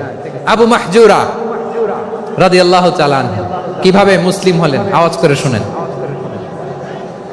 হুনাইনের যুদ্ধ 8ম হিজরি, বিষ্ণু ঈসা ইসলাম হুনাইনের যুদ্ধ শেষে ফিরতেছেন। পথিমধ্যে বেলাল রাদিয়াল্লাহু তাআলা আনহু, এই যে আবার কথা, আই রে আল্লাহ রে, এখানে ধাক্কা ধাক্কি কেন? চলে যাও, পেছনে যাও, যাও পেছনে যাও। কি আজীব তামাশা, যেখানে যায় এখানে ধাক্কা ধাক্কি, মারামারি, গায়ের উপরে, কাঁধের উপরে, শাউটিং। অনেক গুরুত্বপূর্ণ কথা পয়েন্ট করে নিয়ে আসে যে বলবো, এই শাউট করার কারণে প্রোগ্রামটাই নষ্ট করে দেয়। আসছে আমার ভালোবাসা দেখাইতে, প্রোগ্রামটাই শেষ করে দিয়ে চলে যায়। স্টপ। আবার কথা বল, স্টপ। হুনাইনের যুদ্ধে 8ম হিজরি, কত হিজরি? সবাই বলেন না একটু, কত হিজরি? 8ম হিজরিতে হুনাইনের যুদ্ধে রাসূল সাল্লাল্লাহু আলাইহি ওয়াসাল্লাম ফিরে আসতেছেন মদিনায়। পথিমধ্যে বেলাল রাদিয়াল্লাহু তাআলা আনহু আযান দিচ্ছেন। কি দিচ্ছেন? তো পাশে ছিল মুশরিকদের একটা পল্লী, কিছু মুশরিক তরুণ, কিছু অমুসলিম কিশোর, তারা আযানকে ব্যঙ্গ করতেছে। আমাদের বাংলায় মুখ ভেঙ্গানো বলে আর কি। বেলাল রাদিয়াল্লাহু তাআলা আনহু আযান দিচ্ছেন, ওই বাচ্চাগুলো মুশরিক, তো ওরা আযানকে ব্যঙ্গ করতেছে, বিকৃতি করে ওরাও আযান দিচ্ছে। উদ্দেশ্য হচ্ছে আযানকে নিয়ে ঠাট্টা করা। উদ্দেশ্য কি? ঠাট্টা করা। ব্যাপারটা মনে কষ্ট পাওয়ার মতো ব্যাপার না? কিন্তু বিশ্বনবী ওইখানে দেখেন কি খুঁজলেন। বিশ্বনবী খেয়াল করলেন অমুসলিম কিশোরদের মধ্য থেকে একটা কিশোরের গলাটা বড় দরাজ গলা, কণ্ঠটা বড় সুন্দর। খেয়াল করে দেখলেন যে কিছু কিশোর বেলালের আযানকে ব্যঙ্গ করে, বিকৃতি করে, কিন্তু একজনের কণ্ঠ দেখতে পাচ্ছেন না এত দূরে, কিন্তু কণ্ঠটা বড় সুন্দর, দরাজ গলা। বিশ্বনবী সাহাবীদেরকে বললেন, ধরো এগুলারে, ধরো। সবগুলারে ধরে বিশ্বনবীর সামনে আনা হলো। ওরা হাঁটু গেড়ে বসলো। বিশ্বনবী বললেন, তোমাদের মধ্যে কে যেন ব্যঙ্গ করে আযান দিচ্ছিল, তার গলাটা বড় উঁচু, গলার বেসটা বড় মজবুত, মেলোডিয়াস, সুমধুর কণ্ঠ। কে? আবু মাহজুরা বলে, আমার বন্ধুরা সবাই আমার দিকে আঙ্গুল দেখায়, আমি পড়ে গেছি বিপদে। রাসূল সাল্লাল্লাহু আলাইহি ওয়াসাল্লাম বাকি অমুসলিম তরুণদেরকে ছেড়ে দিলেন, বললেন তোমরা যাও। এবার আবু মাহজুরারে পাইছে। আবু মাহজুরার চুলের মধ্যে হাত দিলেন বিশ্বনবী, মাথায় হাত দিয়ে বললেন, এবার আযান দাও দেখি। আবু মাহজুরা বলে, আমি তো আযান দিতে জানি না, কারণ আমি তো বেলালেরটা শুইনা দিছি, আমার তো মুখস্থ নাই, আমি তো আযান দিতে জানি না। বিশ্বনবী বললেন, জানো না?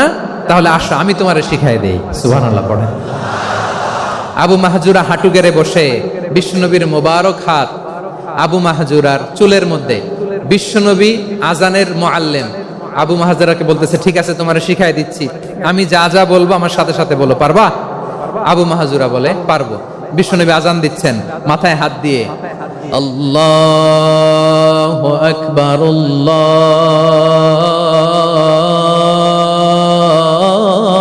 আল্লাহু আকবার। আবু মাহজুরা এই বাক্যটা পড়লেন। বিশ্বনবী দ্বিতীয় বাক্য পড়তে আরম্ভ করলেন, আল্লাহু আকবার,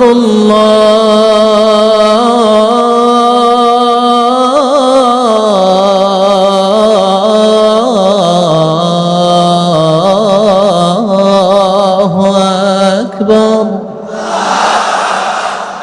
আবু মাহজুরা এই বাক্যটাও বললেন। বিশ্বনবী আবু মাহজুরার মাথার মধ্যে হাত দিয়ে তৃতীয় বাক্য বললেন, আশহাদু আল্লা ইলাহা ইল্লাল্লাহ।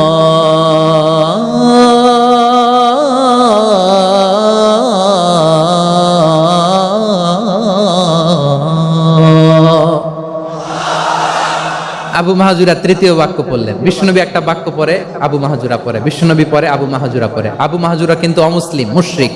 আবু মাহজুরা বলে, এক একটা বাক্য পড়ি আমার কলিজাটা গলে ঠান্ডা হয়ে যায়। এতদিন মোহাম্মদকে গালি দিতাম, এখন মোহাম্মদ আমার মাথায় যখন হাত রাখছে আমার সারা শরীর ঠান্ডা হয়ে গেছে। বিশ্বনবী আযান শিখাচ্ছেন, একটা একটা বাক্য পড়ে আবু মাহজুরাও পড়ে, বিশ্বনবী পড়ে আবু মাহজুরাও পড়ে। পুরো বাক্যগুলো যখন শেষ, আজান শেষ, আবু মাহজুরাও যখন পুরো আজান পড়লেন, আবু মাহজুরা বললেন, এতদিন মুহাম্মদের চেহারা দেখলে আমার ঘৃণা লাগতো, আজ থেকে মুহাম্মদের চেহারার চেয়ে প্রিয় চেহারা আমার কাছে নাই। আবু মাহজুরা বললেন, ও মুহাম্মদ, আজানের বাক্য তো আপনি আমারে শেখালেন, এখানেই শেষ করবেন না, আপনি আমারে পড়ায় দেন, লা ইলাহা ইল্লাল্লাহু মুহাম্মাদুর রাসূলুল্লাহ সাল্লাল্লাহু আলাইহি ওয়াসাল্লাম। বিশ্বনবীর সাথে দাঁড়িয়ে উনি শাহাদা পড়ে মুসলমান হয়ে গেলেন। এবার আবু মাহজুরা বলে, ইয়া রাসূলুল্লাহ, ইয়া হাবিবাল্লাহ, আমি মুমিন হয়েছি, মুসলমান হয়েছি, আপনার কাছ থেকে আজান শিখার সৌভাগ্য আমি লাভ করেছি গো নবী। আমার কণ্ঠের বড় তারিফ করেছেন আপনি, আমার আজানকে আপনি পছন্দ করেছেন। একটা জিনিস আপনার কাছে চাই, আপনি আমাকে মক্কার মসজিদুল হারামের মুয়াজ্জিন হিসেবে অ্যাপয়েন্ট করে দে। বিষ্ণু ইসা ইসলাম বললেন, যাও আবু মাহজুরা, আমি তোমাকে পৃথিবীর শ্রেষ্ঠতম মসজিদ মক্কার মসজিদুল হারামের মুয়াজ্জিন হিসেবে অ্যাপয়েন্ট করে দিলাম। দেখছেন কিভাবে ট্যালেন্ট হান্টিং করতে হয়, কিভাবে হিউম্যান রিসোর্স মানব সম্পদকে ব্যবহার করতে হয়। আসছিল আজানকে ভেঙাইতে, আসছিল কেন? আজানকে ব্যঙ্গ করার জন্য, বিকৃত করার জন্য। আজানকে বিকৃত করতে যে ইসলামের সবচেয়ে শ্রেষ্ঠ মসজিদের মুয়াজ্জিন হয়ে গেল। পড়েন সুবহানাল্লাহ। হযরত আবু মাহজুরা রাদিয়াল্লাহু তাআলা আনহু ওনার এই সুললিত কণ্ঠ ব্যবহার করে মসজিদুল হারামে এত সুন্দর করে আল্লাহু আকবার বলে আজান দিতেন, মানুষগুলোর, মুসল্লিগুলোর, মক্কাবাসীর হৃদয়কে তিনি বিগলিত করে দিতেন, মানুষের হৃদয়কে ঠান্ডা হয়ে যেত। শুধু এখানেই শেষ না আমার যশোরের ভাইয়েরা, বিশ্বনবী যখন সাইয়েদনা আবু মাহজুরা রাদিয়াল্লাহু তাআলা আনহুকে আজান শিখাচ্ছিলেন, বলেন তো বিশ্বনবীর হাতটা কোথায় ছিল? আবু মাহজুরার মাথার সামনে, এই চুলের উপরে ছিল। আবু মাহজুরা ওই স্মৃতিটাকে ধারণ করবার জন্য, ওই স্মৃতিকে বহন করার জন্য বিশ্বনবীর মোবারক হাত আবু মাহজুরার কপালের চুলের যেই জায়গায় লেগেছে, মৃত্যুর আগের দিন পর্যন্ত আবু মাহজুরা মাথার ওই চুলে কোনোদিন ছুরি আর কামার লাগায় নাই, সেখানে কেচি লাগায় নাই, চুলের মধ্যে খুর লাগায় নাই। আবু মাহজুরা ডান দিকের চুল কাটতো, বাম দিকের চুল কাটতো, পেছনের চুল কাটতো, সামনের চুল কাটতো না। আবু মাহজুরা রাদিয়াল্লাহু তাআলা আনহুর সামনের চুলগুলো বড় হতে হতে যখন এত বড় হয়ে যায়, তিনি চুলগুলো পেঁচিয়ে মাথার মধ্যে রাখতেন, তারপরে তিনি পাগড়ি পরতেন। সবাই জিজ্ঞেস করতো, আবু মাহজুরা, এটা আবার কেমন স্টাইল? দেখতে তোমারে কি বিদঘুটে লাগে, কেমন অড লাগে, কেমন খারাপ দেখা যায়। মক্কায় এমন কোন মানুষ তো দেখি নাই, ডানে চুল কাটে, বায়ে চুল কাটে, পেছনে চুল কাটে, সামনে কাটে না। ওরে আবু মাহজুরা, কেমন দেখা যায় তোমারে, তুমি সামনের চুল কাটো না কেন? আবু মাহজুরা বলে, আমি হাঁটু গেড়ে পেয়ারা নবীর সামনে বসেছিলাম, আমার এই মাথার চুলের মধ্যে মুবারক হাত লাগিয়ে বিশ্বনবী নিজে আমাকে আজানের প্রতিটা বাক্য শিক্ষা দিয়েছেন। বিশ্বনবীর মুবারক হাত, পবিত্র হাত আমার মাথার চুলের যেই জায়গায় লেগেছে, আমি চাই ওই চুলগুলা নিয়ে আমি আমার কবরের ভিতরে যাব। সাইয়েদনা আবু মাহজুরা রাদিয়াল্লাহু তাআলা আনহু ইন্তেকালের আগের পর্যন্ত মাথার সামনের চুলগুলা কাটে নাই, মাথার সামনের চুল তিনি কাটেন নাই। সুবহানাল্লাহ বিহামদি। কেমন ভালোবাসতেন বিশ্বনবী সাহাবীদেরকে, সাহাবারা কেমন ভালোবাসতেন বিশ্বনবীকে। সামনের চুলগুলো বড় হতে হতে এত বড় ছিল, পেঁচিয়ে রেখে পাগড়ি পরতেন, কাটতেন না। নবীর হাত লেগেছিল, সুবহানাল্লাহ পড়েন। তাহলে what is the lesson, moral of the story কি? মোরাল অফ দ্য স্টোরি হচ্ছে, আসছিল আজানকে ব্যঙ্গ করার জন্য, বিকৃত করার জন্য, হয়ে গেল মসজিদুল হারামের মুয়াজ্জিন। দেখেন বিশ্বনবী একটা খারাপ সিচুয়েশনের মধ্যে থেকে কি ভালো জিনিস বের করে আনলেন। আমি যে শুরুতে বলেছি কিভাবে তিনি হিউম্যান রিসোর্সকে ডেভেলপ করেছেন, ম্যানেজ করেছেন। তিনি যে চৌকস ট্যালেন্ট হান্টার ছিল, দেখেন সবার মধ্যে থেকে এর বাছাই করে মুয়াজ্জিন বানাই দিয়েছেন। সুবহানাল্লাহ পড়েন। তার মানে এই না সবাইরে ধরে ধরে উনি মুয়াজ্জিন বানাইছেন, যার যেই ট্যালেন্ট আছে তাকে ওই কাজে অ্যাসাইন করেছেন, যার যেই প্রতিভা আছে তার প্রতিভাকে ইসলামের কাজে লাগিয়েছেন। সুবহানাল্লাহ পড়েন। যায়েদ বিন সাবিত রাদিয়াল্লাহু তাআলা আনহু, নাম শুনেছেন? যশোর, কথা বেরোয় না। যদি জিজ্ঞাসা সালমান খানের নাম শুনছেন, সবাই হাত তুলবে, জি হুজুর শুনছি, মানে সব দেখা শেষ। সালমান খান, আমির খান, অমুক খান, সব খান মুখস্থ, কিন্তু যায়েদ বিন সাবিতের নাম মুখস্থ নাই মুসলমানদের। যেই সাহাবী মাথার সামনের চুল কাটে নাই, মসজিদুল হারামের মুয়াজ্জিন বানাইছেন বিশ্বনবী, সাহাবীর নাম কি? খায়া ফেলাইছে, স্লোগানের সাথে খায়া ফেলাইছে।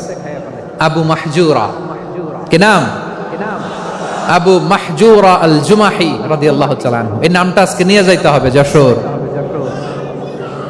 আবু মাহজুরা রাদিয়াল্লাহু তাআলা আনহু। 2 নম্বরে বলছিলাম যায়েদ বিন সাবিত রাদিয়াল্লাহু তাআলা আনহু। বিশ্বনবী দেখলেন মদিনার এই আনসারী সাহাবী হাইলি ট্যালেন্টেড, ইন্টেলেকচুয়াল, মেরিটোরিয়াস, জ্ঞানের প্রতি তার আকর্ষণ, মারাত্মক আকর্ষণ। বিশ্বনবী তাকে দায়িত্ব দিলেন, কোরআন যা নাজিল হয় তুমি লিখো, কাতিবুল ওহী বানায় দিলেন। সুবহানাল্লাহ। যায়েদ বিন সাবিতরে আবার আযান শিখান নাই, কারণ তার মধ্যে বিশ্বনবী প্রতিভা দেখেছেন, একাডেমিক প্রতিভা। বিশ্বনবীর একাডেমিক প্রজেক্টগুলো তিনি হ্যান্ডেল করতেন। যায়েদ বিন সাবিত ছিল বিশ্বনবীর ব্যক্তিগত সচিব। কি ছিল? ব্যক্তিগত সচিব, বোঝেন নাই? বিশ্বনবীর ব্যক্তিগত সচিব এবং দোভাষী। ইহুদিরা কিছু লিখে দিলে এটার অর্থ বিশ্বনবীরে বুঝায় দিতেন, আবার ইহুদিদের কাছে কিছু লিখতে হলে তিনি লিখে দিতেন। বিশ্বনবী একদিন বললেন, ইন্নী ওয়াল্লাহি মা আমানু ইয়াহুদা আলা কিতাব। ইহুদিরা যে চিঠি পাঠায় অর্থ তো বুঝি না, আরেক ইহুদি আইনা অর্থ করা লাগে। আবার ইহুদিদের কাছে কিছু লিখে পাঠাইতে চাইলে আমরা তো লিখতে পারি না, ইহুদিরে দিয়ে লেখা লাগে। ওরা যে পয়রা শোনায় লিখে দেয়, আমি ওদের বিশ্বাস করি না, আমার নিজের একজন লোক দরকার। বিশ্বনবী এই যায়েদ বিন সাবিতকে চুজ করলেন ল্যাঙ্গুয়েজের জন্য। উনি বললেন, যায়েদ, তোমার সফট স্কিলকে ডেভেলপ করতে হবে, তুমি হিব্রু ল্যাঙ্গুয়েজ শিখে ফেলো। যায়েদ বিন সাবিত বলল, বিশ্বনবীর মোটিভেশন আর ইন্সপিরেশন পেয়ে আমি 15 দিনে ইহুদিদের এই হিব্রু ল্যাঙ্গুয়েজ শিখে ফেললাম। শুধু শিখে ফেললাম না, হাত্তা হাদিকতু, even I became master in the language. এই ভাষা আমি পারদর্শী হয়ে গেলাম। এরপরে ইহুদিরা চিঠি লিখে পাঠালে আর কোন ইহুদি ডাকা লাগতো না, আমি নবীর এটার অর্থ শুনে পরে বুঝাই দিতাম। আবার ইহুদিদের কাছে চিঠি লেখা লাগলে আমি যায়েদ বিন সাবিত চিঠি লিখে দিতাম। সুবহানাল্লাহ। দেখেন, এত সাহাবীর মধ্যে থেকে বিশ্বনবীর একাডেমিক প্রজেক্ট, ব্যক্তিগত সচিব, দোভাষী হিসেবে তিনি যায়েদ বিন সাবিতের মতো তরুণকে নির্বাচিত করেছেন। কেমন ট্যালেন্ট হান্টার ছিল আমার নবী! সুবহানাল্লাহ পড়বেন না? বিশ্বনবীর ইন্তেকালের পরে সাইয়েদনা আবু বকর রাদিয়াল্লাহু তাআলা আনহু যখন খলিফা হয়ে আসলেন, কোরআনকে সংকলনের দায়িত্ব দেয়া লাগবে, কোন সাহাবীকে দিবেন? সব সাহাবারা মিলে পরামর্শ করলেন। সাইয়েদনা আবু বকর, ওমর সবাই মিলে এই বিশাল কোরআন সংকলনের গুরু দায়িত্ব বিশ্বনবীর ব্যক্তিগত সচিব, বিশ্বনবীর দোভাষী, বিশ্বনবীর সিলেক্ট করাই লোক যায়েদ ইবনে সাবিত রাদিয়াল্লাহু তাআলা আনহুকে দিয়েছে। কোরআনের কপি তো আজকে এখানে রাখে নাই। এই যে আজকের যে কোরআন পড়েন, এটা আগে এরকম ছিল না। কোরআন নাজিল হলে সাহাবারা চামড়ার, ওটের চামড়ায় লিখে ফেলতো, ওটের চ্যাপ্টা হাড্ডির মধ্যে লিখে ফেলতো, গাছের গুড়ির মধ্যে লিখে ফেলতো, বিভিন্ন জনের কাছে ছড়ানো ছিটানো ছিল। আবু বকর রাদিয়াল্লাহু তাআলা আনহু একসাথে করলেন, পরবর্তীতে উসমান রাদিয়াল্লাহু তাআলা আনহু একসাথে করলেন 114 সূরার এখন এই মুসহাফ, এই কম্পাইলেশন, এই কপি আমরা পেয়েছি, যার হিউজ কন্ট্রিবিউশন ছিল। এই পুরো কোরআন কম্পাইলেশনের প্রজেক্ট ম্যানেজার ছিল যায়েদ বিন সাবিত রাদিয়াল্লাহু তাআলা। কোরআন কম্পাইলেশনের প্রজেক্ট ম্যানেজার। দেখেন, উনারে মাথায় হাত দিয়ে আজান শিখায় নাই। সুবহানাল্লাহ কইবেন না? তাহলে প্রথম সাহাবী আবু মাহজুরাকে মুয়াজ্জিন বানাইলেন, যায়েদ বিন সাবিতকে ব্যক্তিগত সচিব আর দোভাষী বানালেন, মুসআব ইবনে উমাইর রাদিয়াল্লাহু তাআলা আনহুকে ইসলামের প্রথম অ্যাম্বাসেডর বানালেন। তাহলে তৃতীয় নাম্বার একজন সাহাবীর নাম বলছি, মুসআব ইবনে উমাইর। মুসআব কি নাম? নামটা কেমন লাগে? এই কয়েকজনের ভাল লাগে, বাকিদের ভাল লাগে না? ভাল লাগে? এই এই আর কয়েকটা মিনিট দেওয়া যাবে না আমাকে আল্লাহর রাস্তে? হ্যাঁ, ঠিক আছে। আমি তোমাদেরকে ভালোবাসা দেখাবো, দোয়া করব, যদি চুপ থাকো, একেবারে চুপ, কষ্ট সহ্য করো। বাকিরে যা সওয়াব পাবে তোমরা ডবল পাবা, যেহেতু কষ্ট বেশি, কিন্তু চুপ। 3 নম্বর সাহাবীর নাম মুসআব। এই ধাক্কাধাক্কি কেন, ধাক্কাধাক্কি কেন রে ভাই? না না না, এরকম হইলে আসবো না যশোর, আমি আর আসবো না। হয় পিছনে চলে যাও, নাহলে চুপ, ধাক্কাধাক্কি নাই। 3 নম্বর সাহাবীর নাম মুসআব। কি নাম? He was the first ambassador in Islam. ইসলামের প্রথম ডিপ্লোম্যাট, প্রথম কূটনৈতিক, ইসলামের প্রথম কূটনৈতিক, ইসলামের প্রথম ডিপ্লোম্যাট, প্রথম অ্যাম্বাসেডর মুসআব ইবনে উমাইর। মক্কার তরুণ যুবক, উনি পারফিউম লাগাইলে মানুষ দেখলেই বুঝতো এটা মুসআব লাগাইছে। এমন ড্যাশিং ফেসের ছিল, এমন স্মার্ট ড্যাশিং ফেস, এমন পার্সোনালিটির মানুষ ছিল মুসআব রাদিয়াল্লাহু তাআলা আনহু। কারণ যিনি ইসলামের স্পোকম্যান হবেন, মুখপাত্র হবেন, তার স্মার্ট হওয়ার দরকার আছে না নাই? আকাবার প্রথম শপথ যখন হলো, তাদের সাথে বিষ্ণু ঈসা ইসলাম মদিনাতে একজন মুখপাত্র পাঠালেন, ডিপ্লোম্যাটকে পাঠালেন, অ্যাম্বাসেডর অফ ইসলাম। তিনি হচ্ছেন মুসআব ইবনে উমাইর। পড়েন সুবহানাল্লাহ। বিশ্বনবী দেখলেন সে অনেক স্মার্ট, তার ডেডিকেশন আছে, সিনসিয়ারিটি আছে, এবং মদিনায় যে আউস খাজরাজ গোত্রের নেতাদের সাথে ডিল করতে হবে, ইহুদিদের সাথে ডিল করতে হবে, ওখানে একজন পাক্কা জানু খেলোয়াড়ের দরকার আছে না নাই? মুসআব ইবনে উমাইর রাদিয়াল্লাহু তাআলা আনহু, ওনাকে বিষ্ণু ঈসা ইসলাম চুজ করলেন। এবং বিষ্ণু ঈসা ইসলামের এই চুজিংটা, এই সিলেকশনটা এত সুন্দর ছিল, তিনি মদিনাতে যে বিশ্বনবী আসার আগেই মদিনার জমিনকে তিনি উর্বর করে ফেলছেন। প্রতিটা ঘরে ঘরে কালিমার দাওয়াত তিনি পৌঁছায় দিচ্ছেন। জুমার বিধান নাজিল হয়েছে, কিন্তু মক্কায় পরিবেশ নাই জুমা পালনের। বিষ্ণু ঈসা ইসলাম একজনকে দিয়ে খবর পাঠালেন, যাও মদিনায় মুসাবকে যে বলো, মুসাব তো আমার শিক্ষক, আমার স্পোকম্যান, মদিনাতে যেন তারা জুমা কায়েম করে। বিশ্বনবীর আগেই মুসআব মদিনার মুসলিমদেরকে নিয়ে মদিনায় প্রথম জুমা কায়েম করে ফেলছে। কোন সুবহানাল্লাহ। ডিপ্লোম্যাটদের কেমন হইতে হয়,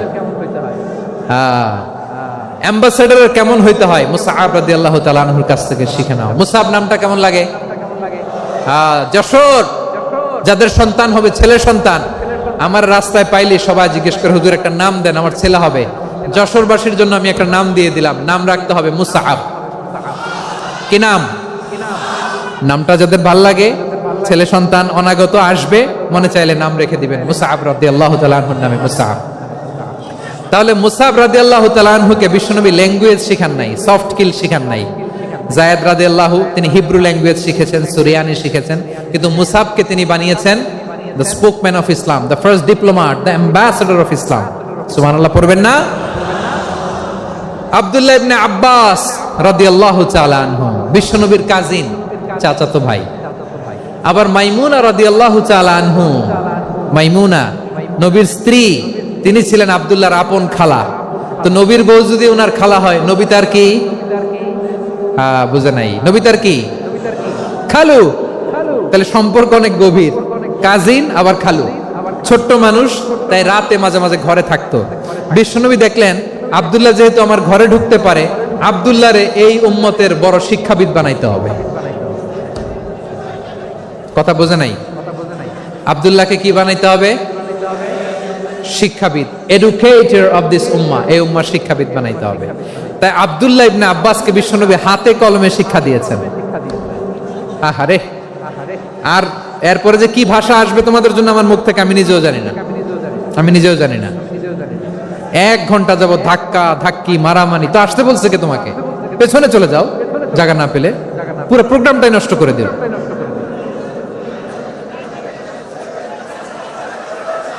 জি, আমার দিকে তাকান, আমি শেষ করে দিচ্ছি। হবে না, ইন্টেলেকচুয়াল আলোচনা এখানে হবে না, আমি বুঝতে পারছি, আমি শেষ করে দিচ্ছি। আব্দুল্লাহ ইবনে আব্বাস রাদিয়াল্লাহু তাআলা আনহু, মনোযোগ দিয়ে কয়েকটা মিনিট শুনুন, আমি এখনই শেষ করে দিচ্ছি, এরপর আওয়াজ করবে। এই যে এগুলো কি আমি বুঝলাম না। আমি বললাম না সব করা যাবে, বসে যাও, শুয়ে যাও, চলে যাও, আওয়াজ করা যাবে না। অন্যকে বসো এটাও বলার দরকার নেই, জাস্ট এদিকে তাকাও। আল্লাহ। আব্দুল্লাহ ইবনে আব্বাস রাদিয়াল্লাহু তাআলা আনহু, ওনাকে বিশ্বনবী হাতে কলমে শিক্ষা দিয়েছেন, যেহেতু উম্মতের শিক্ষাবিদ হবেন, এডুকেটর হবেন। তো বিশ্বনবী রাতে যখন তাহাজ্জুদ পড়তেন, ছোট্ট আব্দুল্লাহ ঘরে থাকতো, বুঝতে পেরেছেন? ছোট্ট মানুষ তো ঘরে থাকতো। তো বিশ্বনবী তাহাজ্জুদের জন্য একবার দাঁড়িয়েছেন, ছোট্ট আব্দুল্লাহ ওযু করে দাঁড়াইছে। আচ্ছা বলেন তো, ইমাম আর মুসল্লি মোট যদি দুইজন হয়, একজন ইমাম একজন মুসল্লি, তো মুসল্লি ইমামের কোন দিকে দাঁড়াবে? ডানে দাঁড়াবে। ছোট্ট আব্দুল্লাহ বোঝে নাই, বিশ্বনবী তাহাজ্জুদ শুরু করেছেন, উনি একতেদা করছেন আর দাঁড়াইছেন বায়ে। কোথায় দাঁড়িয়েছেন? আব্দুল্লাহ বলেন, যখন আমি বায়ে দাঁড়ালাম, আখাযা রাসূলুল্লাহ সাল্লাল্লাহু আলাইহি ওয়াসাল্লাম উযুনি আল ইউমনা ইয়াফতিলুহা, বিশ্বনবী নামাজরত অবস্থায় আমার কান ধরে টেনে আমার ডান দিকে এনে দাঁড় করায় দিলেন। পড়েন সুবহানাল্লাহ। দেখেন, হাতে কলমে শিক্ষা। আর জীবনে ভুলাবে? কথা কয় না, আর ভুলাবে? আর ভুল হবে না। এভাবে বিশ্বনবীর অনেক সঙ্গ পেয়েছেন, সফর করেছেন, একই বাহনে বসেছেন, এক বাহনে বসে লম্বা নসিহত করেছেন, বলেছেন, ইয়া গোলাম ইহফাজিল্লাহ ইয়াহফাজকা, ইহফাজিল্লাহ তাজিদহু তুজাহাক, ইযা সাআলতা ফাসআলিল্লাহ ওয়া ইযা ইসতাআনতা ফাসতাইন বিল্লাহ। আল্লাহর বিধান মানো, আল্লাহর বিধান রক্ষা করো, আল্লাহ তোমায় রক্ষা করবে। আব্দুল্লাহ, চাইতে হলে আল্লাহর কাছে চাও, সাহায্য চাইতে হলে আল্লাহর কাছে সাহায্য চাও। মনে রাখো, গোটা বিশ্বের সবাই যদি তোমার সাহায্য করতে চায়, ততটুকুই করতে পারবে যতটুকু আল্লাহ তোমার নসিবে রেখেছে। গোটা বিশ্ব যদি তোমার বিরুদ্ধে ষড়যন্ত্রে দাঁড়িয়ে যায়, ক্ষতি ততটুকু করতে পারবে যতটুকু তোমার জন্য বরাদ্দ আছে, এর বাইরে কিছু করতে পারবে না। আওয়াজ করে বলেন ঠিক কিনা? এভাবে হাতে কলমে শিখিয়েছেন, বিশ্বনবীর সঙ্গ পেয়েছেন। উনাকে বিষ্ণু ইসলাম শিক্ষাবিদ, এডুকেটর অফ দিস উম্মাহ হিসেবে সিলেক্ট করেছেন, হাতে কলমে শিখিয়েছেন। বিশ্বনবী একবার প্রকৃতির ডাকে সাড়া দিয়ে এসেছেন, এখন কি করতে হবে? নামাজের জন্য ওযু করতে হবে। বিশ্বনবী এসেই দেখেন ওযুর বদনায় পানি ভরা, খুশি হয়ে গেলেন, বললেন, কে রেখেছে পানি? একজন বলল, আব্দুল্লাহ রেখেছে। বিশ্বনবী অত্যন্ত খুশি হলেন, খুশি হয়ে একটা দোয়া করলেন, বললেন, আল্লাহুম্মা ফাক্কিহু ফিদ্দীন ওয়া আল্লিমহু তা'ওয়ীল।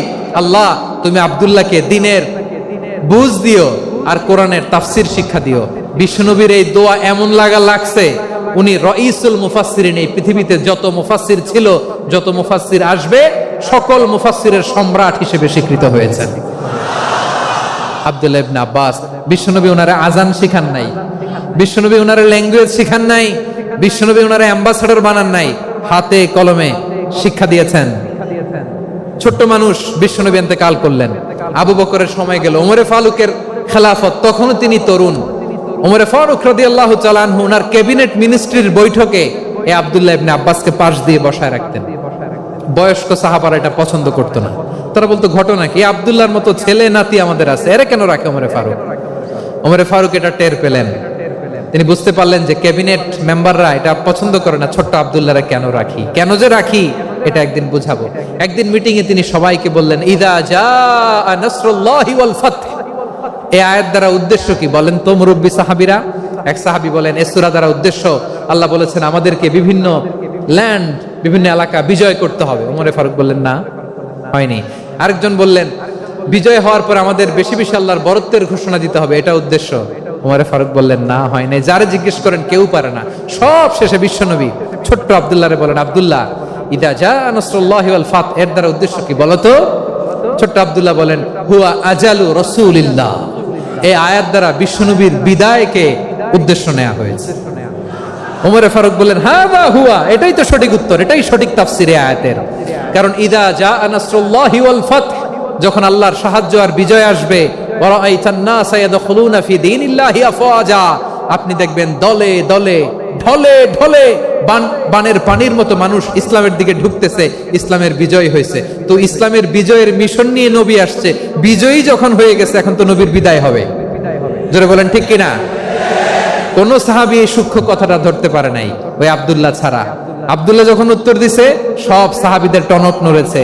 এরপর থেকে কোন ক্যাবিনেট মিটিং এ আর কোন সাহাবারা কোনো প্রশ্ন করে নাই। আওয়াজ করে পড়েন সুবহানাল্লাহ।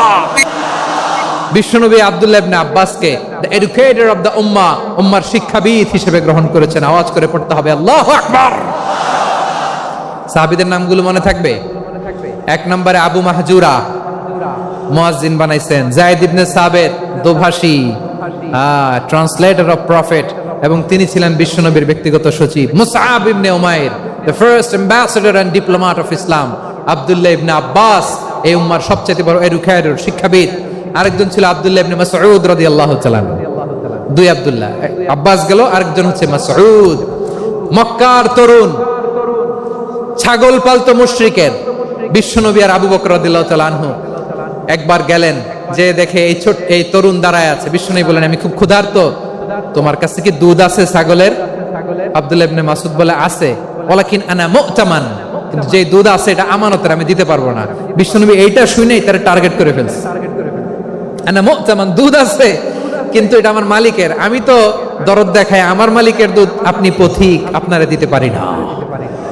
বিশ্বনবী টার্গেট করে ফেলছেন, এরে আমার কাজে লাগাইতে হবে। বিশ্বনবী বললেন, আচ্ছা ঠিক আছে, দুধ দিও না, কিন্তু এমন ছাগি আছে কিনা যেই ছাগির সাথে কোনো ছাগলের মিলন হয় নাই, তার ওলানে দুধও আসে নাই, বাচ্চাও নাই, এরকম ছাগির থেকে যদি আমি দুধ খাই তাহলে তো সমস্যা নাই। বলতেছে, এরকম ছাগির থেকে দুধ খাইলে সমস্যা নাই, কারণ এরকম ছাগির ওলান থেকে দুধ আসবেও না। বলতেছে, ঠিক আছে, এরকম একটা ছাগি নিয়ে আসা হলো। বিশ্বনবী বিসমিল্লাহ বলে ওই ছাগির ওলানে হাত দিলেন। হাত দিতে দেরি, পুরো ওলানটা দুধে ভরে যেতে দেরি হয় না। বিশ্বনবী আর আবু বকর রাদিয়াল্লাহু তাআলা আনহু দহন করে পেট ভরে খেলেন। এই দৃশ্য আব্দুল্লাহ ইবনে মাসউদের হৃদয়ে দাগ কাটলো। এই মুজিজা দেখে তিনি বললেন, আশহাদু আল্লা ইলাহা ইল্লাল্লাহ ওয়া আশহাদু আন্না মুহাম্মাদুর রাসূলুল্লাহ। তিনি ষষ্ঠ মুসলিম ছিলেন, 6 নম্বর মুসলমান।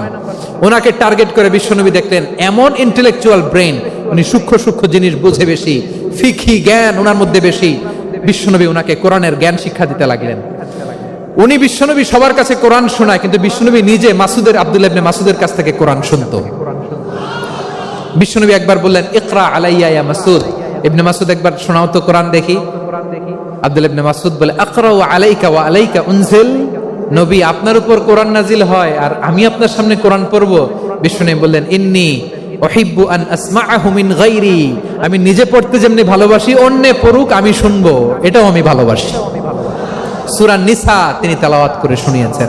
এমন সূক্ষ্ম সূক্ষ্ম বিষয় বিশ্বনবী উনাকে ধরিয়ে দিয়েছেন।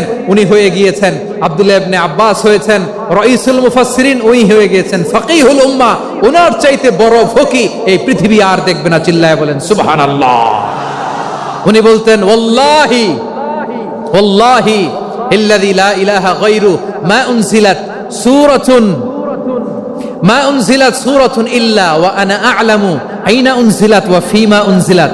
বিশ্বনবী এমন ভাবে কোরআনের দার্স আমাকে দিয়েছেন, কোরআনে যত সূরা নাজিল হয়েছে, যেখানে নাজিল হোক না কেন আমি জানি এটা কোথায় নাজিল হয়েছে এবং কোন প্রেক্ষাপটে নাজিল হয়েছে।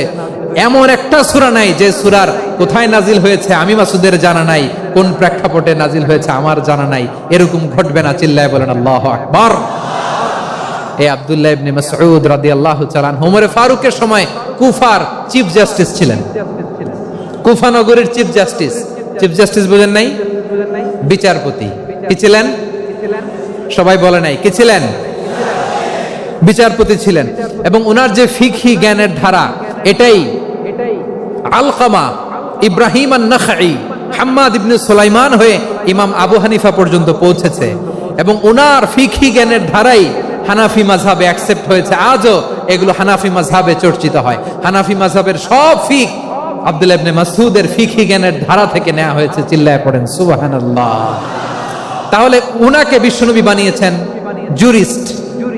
জুরিস্ট, আইনবিদ, ফকিহ। উনারে আজান শিখান নাই। হিউম্যান রিসোর্স ডেভেলপমেন্ট কিভাবে করবেন, মানব সম্পদের উন্নয়ন কিভাবে করতে হয়, কিভাবে যার যেখানে প্রতিভা কাজে লাগাতে হয় উনি দেখিয়েছেন। সুবহানাল্লাহ পড়বেন না? খালিদ বিন ওয়ালিদ নাম শুনছেন? কে কে শোনেন নাই? হাত তোলেন। কি ছিলেন? বীর যোদ্ধা ছিলেন খালিদ বিন ওয়ালিদ। কিন্তু তিনি ইসলাম ধর্ম গ্রহণ করেছেন অনেক দেরিতে, 8ম হিজরিতে। তার মানে 8ম হিজরির আগে উনি মুশরিকদের পক্ষে লড়াই করেছেন। ওনার হাতে কত মুসলিম সাহাবী যে নিহত হয়েছে হিসাব নাই। বিষ্ণুনবী টার্গেট করে রাখছে, তুমি আমাদের মুসলিমদের এত ক্ষতি করলা, তুমি যখন মুসলমান হবা তোমারে দিয়ে আমি এমন কাম করামু যে এটা আর কেউ করতে পারবে না। সুবহানাল্লাহ নাই? যশোর ক্লান্ত হয়ে গেছে।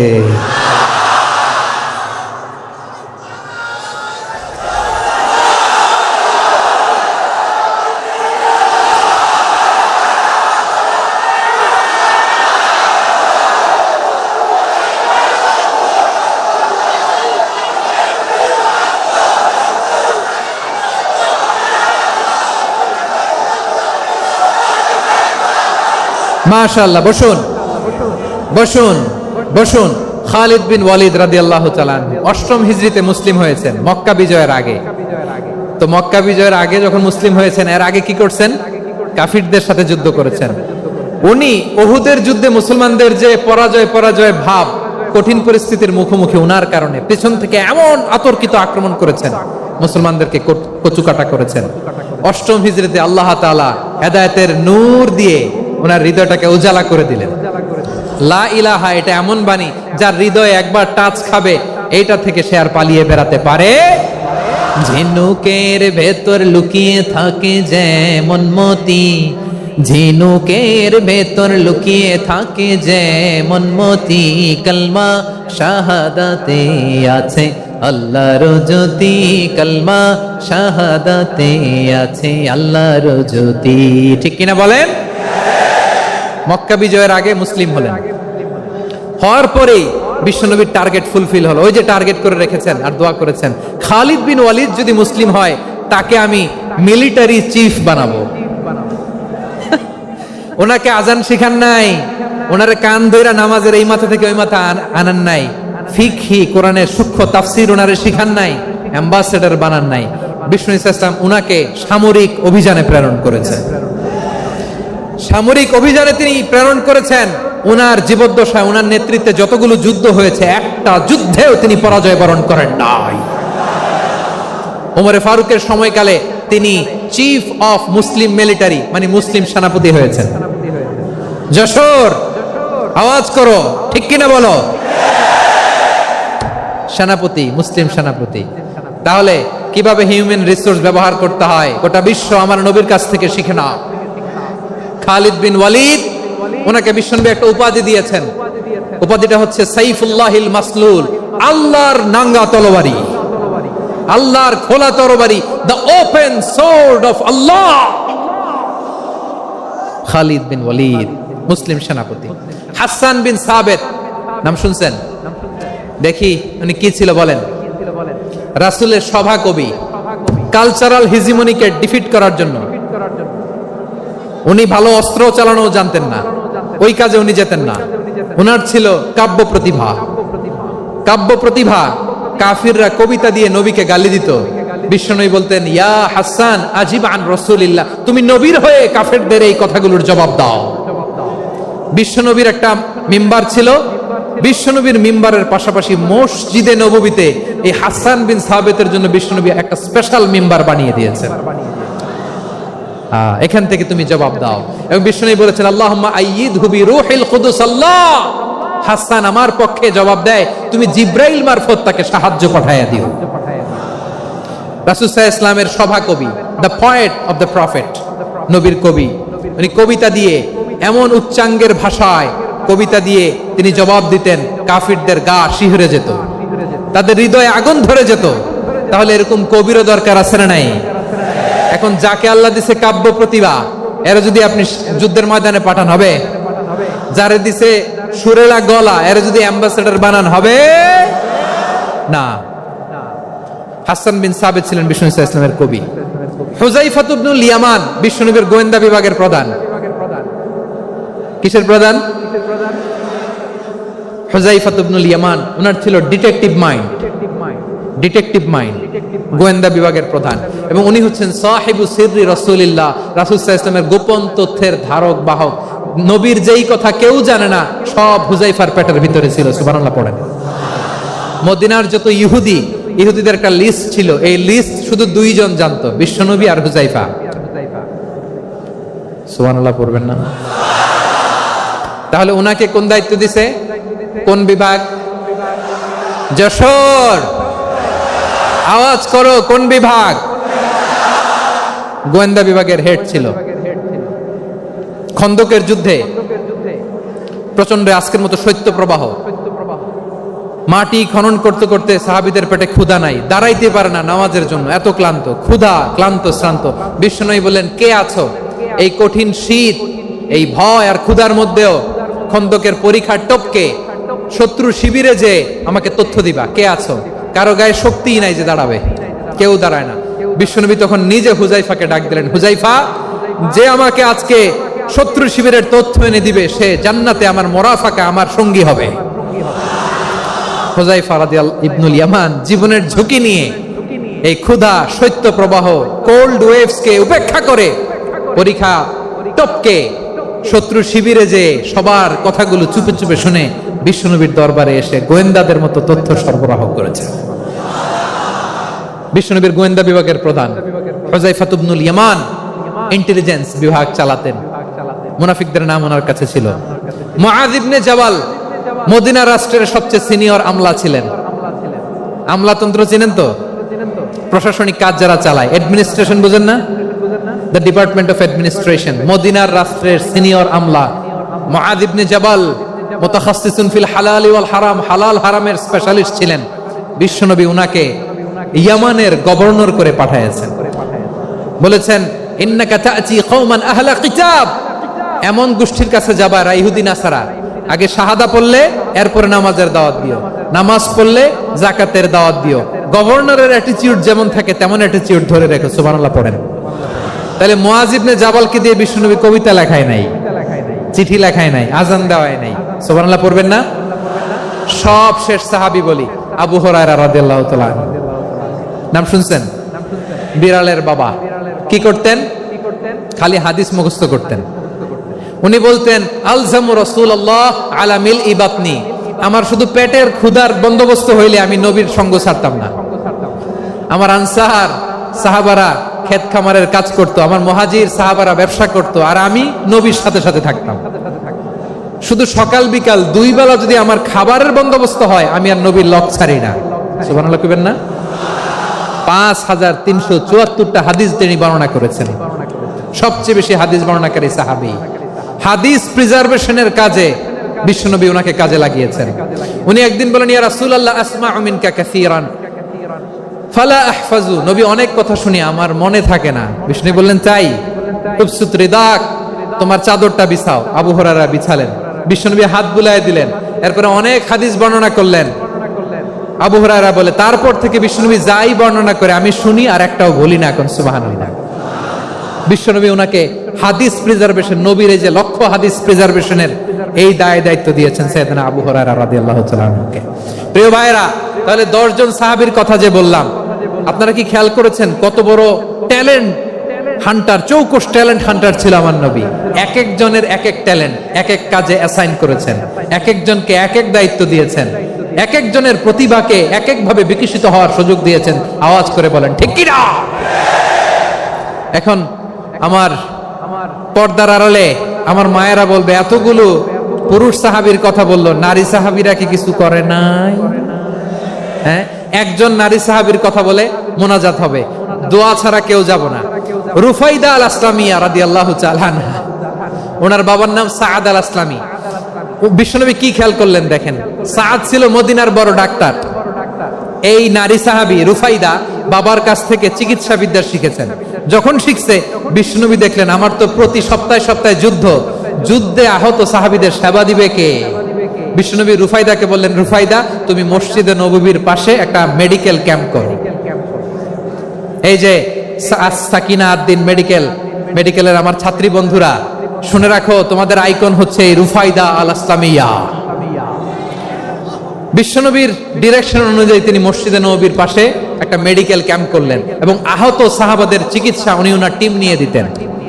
বিশ্বনবীর পরামর্শে উনি আনসারি এবং মুহাজির মহিলা সাহাবীদেরকে নিয়ে একটা স্পেশাল মেডিকেল টিম গঠন করলেন। খায়বার যুদ্ধে 7ম হিজরিতে যখন বিশ্বনবী যায়, উনি ওনার টিম নিয়ে আসলেন, বললেন, ইয়া রাসূলুল্লাহ, আমরা তো তলোয়ার চালাতে পারি না, আমরা তো তীর মারতে পারি না, আপনি যদি অনুমতি দেন খায়বার অভিযানে আমি আমার টিম নিয়ে মেডিকেল টিমের সেবাটা সার্ভিসটা দিতে চাই। পড়েন সুবহানাল্লাহ।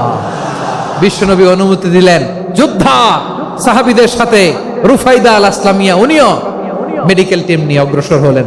খায়বারের প্রতিটা আহত ইনজুর্ড সাহাবী যারা ইনজুরি শিকার হয়েছেন, সবাই রুফাইদা আল আসলামিয়ার এই মেডিকেল ক্যাম্প থেকে চিকিৎসা সহায়তা পেয়েছেন। সুবহানাল্লাহ পড়েন। দেখেন কিভাবে বিশ্বনবী ট্যালেন্ট বাছাই করতেন। আপনি অবাক হবেন, বাহরাইনের মেডিকেল ইউনিভার্সিটিতে রুফাইদা আল আসলামিয়া মেডিকেল প্রাইজ অ্যাওয়ার্ড প্রতি বছর দেয়া হয়। যদি 8 দিনের এই মেডিকেল আমার বোনেরা যদি জেনে থাকো জানো, না হলে নতুন করে জানো, সার্চ দিও, রুফাইদা আল ইসলামিয়া মেডিকেল অ্যাওয়ার্ড বাহরাইনের ইউনিভার্সিটিতে দেওয়া হয়। প্রিয় ভাইয়েরা, তাহলে আলোচনার সামারি আমরা করি।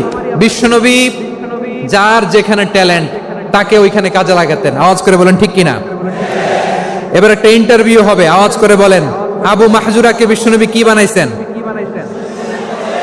হ্যাঁ, ভুলে গেছেন? সামনের চুলে হাত দিয়ে বিশ্বনবী কি সুন্দর গলায় আজান শিখালেন। মুয়াজ্জিন যায়েদ বিন সাবিতকে একাডেমিক প্রজেক্টের দায়িত্ব দিয়েছেন, তিনি ছিলেন বিশ্বনবীর দোভাষী ব্যক্তিগত সচিব। মুসআব ইবনে উমাইর the first ambassador of Islam. আব্দুল্লাহ ইবনে আব্বাস উম্মার বড় শিক্ষাবিদ মুফাসসির। আব্দুল্লাহ ইবনে মাসউদ, আব্দুল্লাহ ইবনে মাসউদ ছিলেন জুরিস্ট। কি ছিলেন? জুরিস্ট ছিলেন, এই উম্মার সবচেয়ে বড় জুরিস্ট। খালিদ বিন ওয়ালিদ সেনাপ্রধান। হাসান বিন সাবিত, হাসান বিন সাবিত ছিলেন বিশ্বনবীর সভাকবি। কি ছিলেন? বিশ্বনবীর সভাকবি ছিলেন। এরপরে হুযায়ফা ইবনুল ইয়ামান কি ছিলেন? গোয়েন্দা বিভাগের প্রধান। মুআয ইবনে জাবাল কি ছিলেন? সিনিয়র আমলা, ইয়ামানের গভর্নর। আবু হুরায়রা রাদিয়াল্লাহু তাআলা আনহু হাদিস প্রিজার্ভেশনের কাজ করেছেন। আর আমাদের রুফাইদা আল ইসলামিয়া রাদিয়াল্লাহু তাআলা আনহা কি ছিলেন? নার্স ছিলেন, নার্স হয়ে মেডিকেল সেবা দিয়েছেন। প্রিয় ভাইয়েরা, পুরো আলোচনার যদি সামারি করি তাহলে বিশ্বনবী যেভাবে হিউম্যান রিসোর্সকে ম্যানেজ করেছেন, যার যেখানে প্রতিভা কাজে লাগিয়েছেন, আমরাও যদি করি আমাদের বাংলাদেশের চিত্র আমরা পাল্টে যেতে পারবো। আমরা শুরুতে শুনেছি মানুষের আছে অসীম সম্ভাবনা, প্রতিটা মানুষ অনন্য, যত্ন নিলে, যথাযথ পরিচর্যা করলে মানুষ বিশ্ব জয় করতে পারে। ঠিক কিনা? আমাদের হাফেজে কোরআনের সামনে দাঁড়াতে পারে এমন কোন হাফেজে কোরআন আল্লাহর জমিনে জন্ম হয় নাই। গোটা বিশ্ব কাঁপিয়ে তারা সেরা, আমাদের ক্রিকেটাররা সেরা, আমাদের তৈরি পোশাক শিল্প সেরা। এরকম অনেক অনেক সেরা জিনিস আছে, আমরা এগুলোরে নার্চারিং করতে পারি নাই, পরিচর্যা করতে পারি নাই, সঠিক তারবিয়াতের অভাব। তাহলে মানুষের অসীম সম্ভাবনাকে কাজে লাগাতে হবে। ঠিক কিনা বলেন?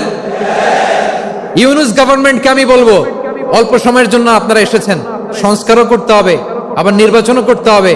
সব সংস্কার হতে করতে পারবেন না, যতটুকু পারবেন এর মধ্যে আমাদের যে হিউজ ম্যান পাওয়ার, আমাদের যে মানব সম্পদ, হিউম্যান রিসোর্স, এটাকে ডেভেলপ করে আপনাদের যেতে হবে। যেটা পারবেন না সেটাকে পরবর্তী নির্বাচিত গভর্নমেন্টের কাছে রেখে যেতে হবে, যে তারা যেন করে, তাদের কাছে আপনারা এটা রেখে যাবেন। তাহলে মানুষ চাইলে বিশ্ব জয় করতে পারে। আর মানুষকে হারাতে পারে কেউ? জোরে বলো যশোর, মানুষকে হারাতে পারে কেউ? আল্লাহ আমাদেরকে জনসংখ্যা দিয়েছেন। প্রিয় ভাইয়েরা, এই জনসংখ্যা অনেক বড় সম্পদ, এটা আমাদের জন্য অভিশাপ নয়, আশীর্বাদ। আমাদের জনসংখ্যাকে যদি আমরা জনশক্তিতে রূপান্তর করতে পারি, আজকে বাংলাদেশ যে অবস্থানে দাঁড়িয়ে আছে, বাংলাদেশ তার 20 গুণ উন্নতির শিখরে চলে যাবে। চিল্লায় বলো ঠিক কিনা? আমাদের শ্রমিক ভাইয়েরা বাইরে কাজ করে, আমাদের শ্রমজীবী ভাইয়েরা, প্রবাসীরা, তাদের ব্যাপারে গুরুত্ব দিতে হবে। আমাদের শ্রমের দাম সবচেয়ে কম, সবচেয়ে কম। তারা এম্বাসিতে গুরুত্ব পায় না, এয়ারপোর্টে গুরুত্ব পায় না। এই সরকার অবশ্য তাদেরকে অনেক গুরুত্ব দিচ্ছে। আমাদের অদক্ষ শ্রমিককে যখন আমরা দুবাই পাঠাই, অল্প বেতন পায়, কিন্তু ইন্ডিয়ানরা দক্ষ শ্রমিক পাঠাইলে তার 3 গুণ বেতন পায়। আমরা আমাদের শ্রমিকদেরকে অদক্ষ ভাবে আর পাঠাতে চাই না, দক্ষ শ্রমিক পাঠিয়ে আমরা রেমিটেন্সের বন্যা বইয়ে দেব। আমাদের শ্রমিকদের পাঠানো রেমিটেন্সের টাকায় সচল থাকে আমার দেশের অর্থনীতির চাকা। তাদেরকে সবচেয়ে গুরুত্ব দিতে হবে। আমরা পেয়েছি ফ্রিডম ফাইটার, মুক্তিযোদ্ধা, আর আমার প্রবাসী ভাইরা হচ্ছে রেমিটেন্স ফাইটার। জোরে বলো ঠিক কিনা? তাহলে আমাদের এই জনশক্তিকে জনসম্পদে ট্রান্সফর্ম করতে হবে। ঠিক কিনা বলেন? সরকার জনগণকে এভাবে পলিশ করতে হবে। মা বাবারা ছেলে মেয়েদের মধ্যে কার কোন যোগ্যতা তাকে ওইভাবে কাজে লাগাতে হবে। সবার এ প্লাস পাওয়ার কোনো দরকার নাই। আমাদের দেশে একটা টেন্ডেন্সি আছে, পরীক্ষায় এ প্লাস না পাইলে কই তুই কি করলি, পাশের বাড়ির ছেলে এ প্লাস পাইছে, যা ওর পা ধোয়া পানি খা। কি খা? তা আমি ভাবছি যে পা দোয়া এ প্লাস পাওয়া ছেলেদের পা দোয়া পানির একটা পানির ব্র্যান্ড বানাইতে হবে, এরকম লেখা থাকবে এ প্লাস পাওয়া ছেলেদের পা দোয়া পানি। খাওয়া নাই, এগুলার খাওয়া নাই, ওরে আল্লাহ এ প্লাস পাওয়ার জন্য বানাইছে, আর আপনার ছেলেকে এই এ প্লাস গুলারে নিয়ন্ত্রণ করার জন্য আল্লাহ বানাইছে। ওকে দিয়ে আল্লাহ কি করবে আপনি জানেনই না। একটা এ প্লাস, একটা এ গ্রেড একটা মানুষের জীবনকে ঠিক করে দিতে পারে না। আপনার ছেলেকে আল্লাহ অন্যদিকে যোগ্যতা দিয়েছে, ওদের মনোবল ভাঙবেন না, খবরদার খবরদার। ছেলে মেয়েদের মনোবল ভাঙবেন না, যাকে দিয়ে যেটা হবে তাকে দিয়ে সেটা করতে হবে, তার প্রতিভাকে সেভাবে কাজে লাগাতে হবে। তাহলে বাংলাদেশ আমাদের এই জনসংখ্যা জনসম্পদে রূপান্তরিত হবে। আমাদের সরকারের তত্ত্বাবধানে আমাদের 18 কোটি জনগণ দক্ষ জনশক্তিতে রূপান্তরিত হোক, আমরা চাই কি চাই না? আমরা ভালো মানুষ, শ্রেষ্ঠ মানুষ হতে চাই কি চাই না? ওই জাপানিজদের মতো সৎ, ওই ইউরোপিয়ানদের মতো কালচার্ড, আমাদেরকে আল্লাহ তাআলা কোরআন সুন্নাহ অনেক কিছু দিয়েছেন। যেহেতু বর্তমানে আমরা দেখছি তারা সৎ, তাদের মধ্যে ভ্যালু আছে, সেগুলো আমাদের মধ্যে আনার দরকার আছে না নাই? আর ইসলাম দিয়ে আমাদের জীবনকে সাজাতে হবে, ইসলাম দিয়ে আমার পরিবারকে সাজাতে হবে। ইসলাম থেকে, কোরআন থেকে প্রেসক্রিপশন না নিলে জীবন সুন্দর হবে না। কোরআন থেকে প্রেসক্রিপশন না নিলে সমাজ সুন্দর হবে না। কোরআনের প্রেসক্রিপশন না মানলে রাষ্ট্র সুন্দর হবে না। কোরআনের প্রেসক্রিপশন অ্যাপ্লাই না করলে শুধু দুর্নীতি দমন কমিশন দিয়ে দুর্নীতি বন্ধ করা যাবে না। এজন্য কোরআনের আইন আমরা চাই কি চাই না? প্রিয় ভাইয়েরা, হিউম্যান রিসোর্স ডেভেলপমেন্ট, মানব সম্পদের উন্নয়ন, আমাদের সরকার যেন এদিকে নজর দেয়। আমরা যেন এই ব্যাপারে যত্নবান হয়ে উঠি। যাকে আল্লাহ যে যোগ্যতা দিয়েছে, এই যোগ্যতা দিয়ে আমরা যেন ইসলামের জন্য, দেশের জন্য কাজ করি। আমরা যেন আমাদের স্কিল ডেভেলপ করি, আমাদের পটেনশিয়ালকে ডেভেলপ করি। মোরালিটি, ভ্যালিউজ নিয়ে শায়েখ আহমদুল্লাহ আলোচনা করেছেন, এগুলো দিয়ে যেন আমরা আমাদেরকে সাজাই। আল্লাহ তাআলা আমাদের দেশকে তুমি নিরাপদ করো, আমরা পড়ি আমিন। আল্লাহ আমার 18 কোটি জনগণকে তুমি জনশক্তিতে রূপান্তরিত করো, আমিন। আল্লাহ আমরা হাতে হাত রেখে, কাঁধে কাঁধ মিলিয়ে ভাইয়ে ভাইয়ে যেন এই দেশকে গড়তে পারি, আল্লাহ তুমি তৌফিক দান করো, আমরা পড়ি আমিন। আমার প্রিয় মহিউদ্দিন ভাই বলেছেন, হুজুর এমন একটা ঘোষণাপত্র দিয়ে যাবেন আজকের এই ঐতিহাসিক যশোরের প্রোগ্রামে, যেটা গোটা বাংলাদেশে মানুষ এটার উপর আমল করে। আমি যে কথাটা বলেছি এটাই, আসুন আমরা আমাদের জনসংখ্যাকে জনসম্পদে ট্রান্সফর্ম করি। আমাদের জনসংখ্যাকে আমরা যেন জনশক্তিতে রূপান্তরিত করি। জনসংখ্যাকে ট্রান্সফর্ম করে জনশক্তি দিয়ে আমরা যেন আগামীর বাংলাদেশ, স্বাধীন বাংলাদেশ 2.0 কে গড়ে তুলি। আল্লাহ তাআলা আমাদের সবাইকে কথাগুলো বোঝার, আমল করার তৌফিক দান করুন। এই জেনজি, ক্ষমা করে দিও আমাকে, অনেক ধমক দিছি, বকা দিছি। আল্লাহ তোমাদেরকে করুক, কবুল করুক, যশোরবাসীকে কবুল করুক, আদ দিনকে কবুল করুক, এই মেডিকেল কলেজকে কবুল করুক, ইসলামের জন্য বাদ ভাঙা এই জোয়ার এবং উচ্ছ্বাসকে আল্লাহ তাআলা কবুল করুক। হাযা মা ইনদি ওয়াল ইলমু ইনদাল্লাহ আলাইহি তাওয়াক্কালতু ওয়া ইলাইহি উনীব। সুবহানাকাল্লাহুম্মা বিহামদিকা আশহাদু আল লা ইলাহা ইল্লা আনতা আস্তাগফিরুকা ওয়া আতুবু ইলাইক। আল্লাহুম্মা আমিন। রব্বানা ظلمنا أنفسنا وإن لم تغفر لنا وترحمنا لنكونن من الخاسرين. ربنا آتنا في الدنيا حسنة وفي الآخرة حسنة وقنا عذاب النار. ও বিশাল আকাশের মালিক, বিশাল জমিনের মালিক, তোমার আকাশ বাতাসের তুলনায় আমাদের হাত দুইটা বড় ছোট্ট রে আল্লাহ। ছোট দুটি হাত পেতে বুক ভরা আশা নিয়ে তোমার শাহী দরবারে চেয়ে রইলাম। আমাদের জিন্দেগির গুনাহ খাতা তুমি মাফ করে দাও। আমাদের আব্বা আম্মা, দাদা দাদি, আত্মীয় স্বজন সবার গুনাহ খাতা তুমি মাফ করে দাও। আমাদের যত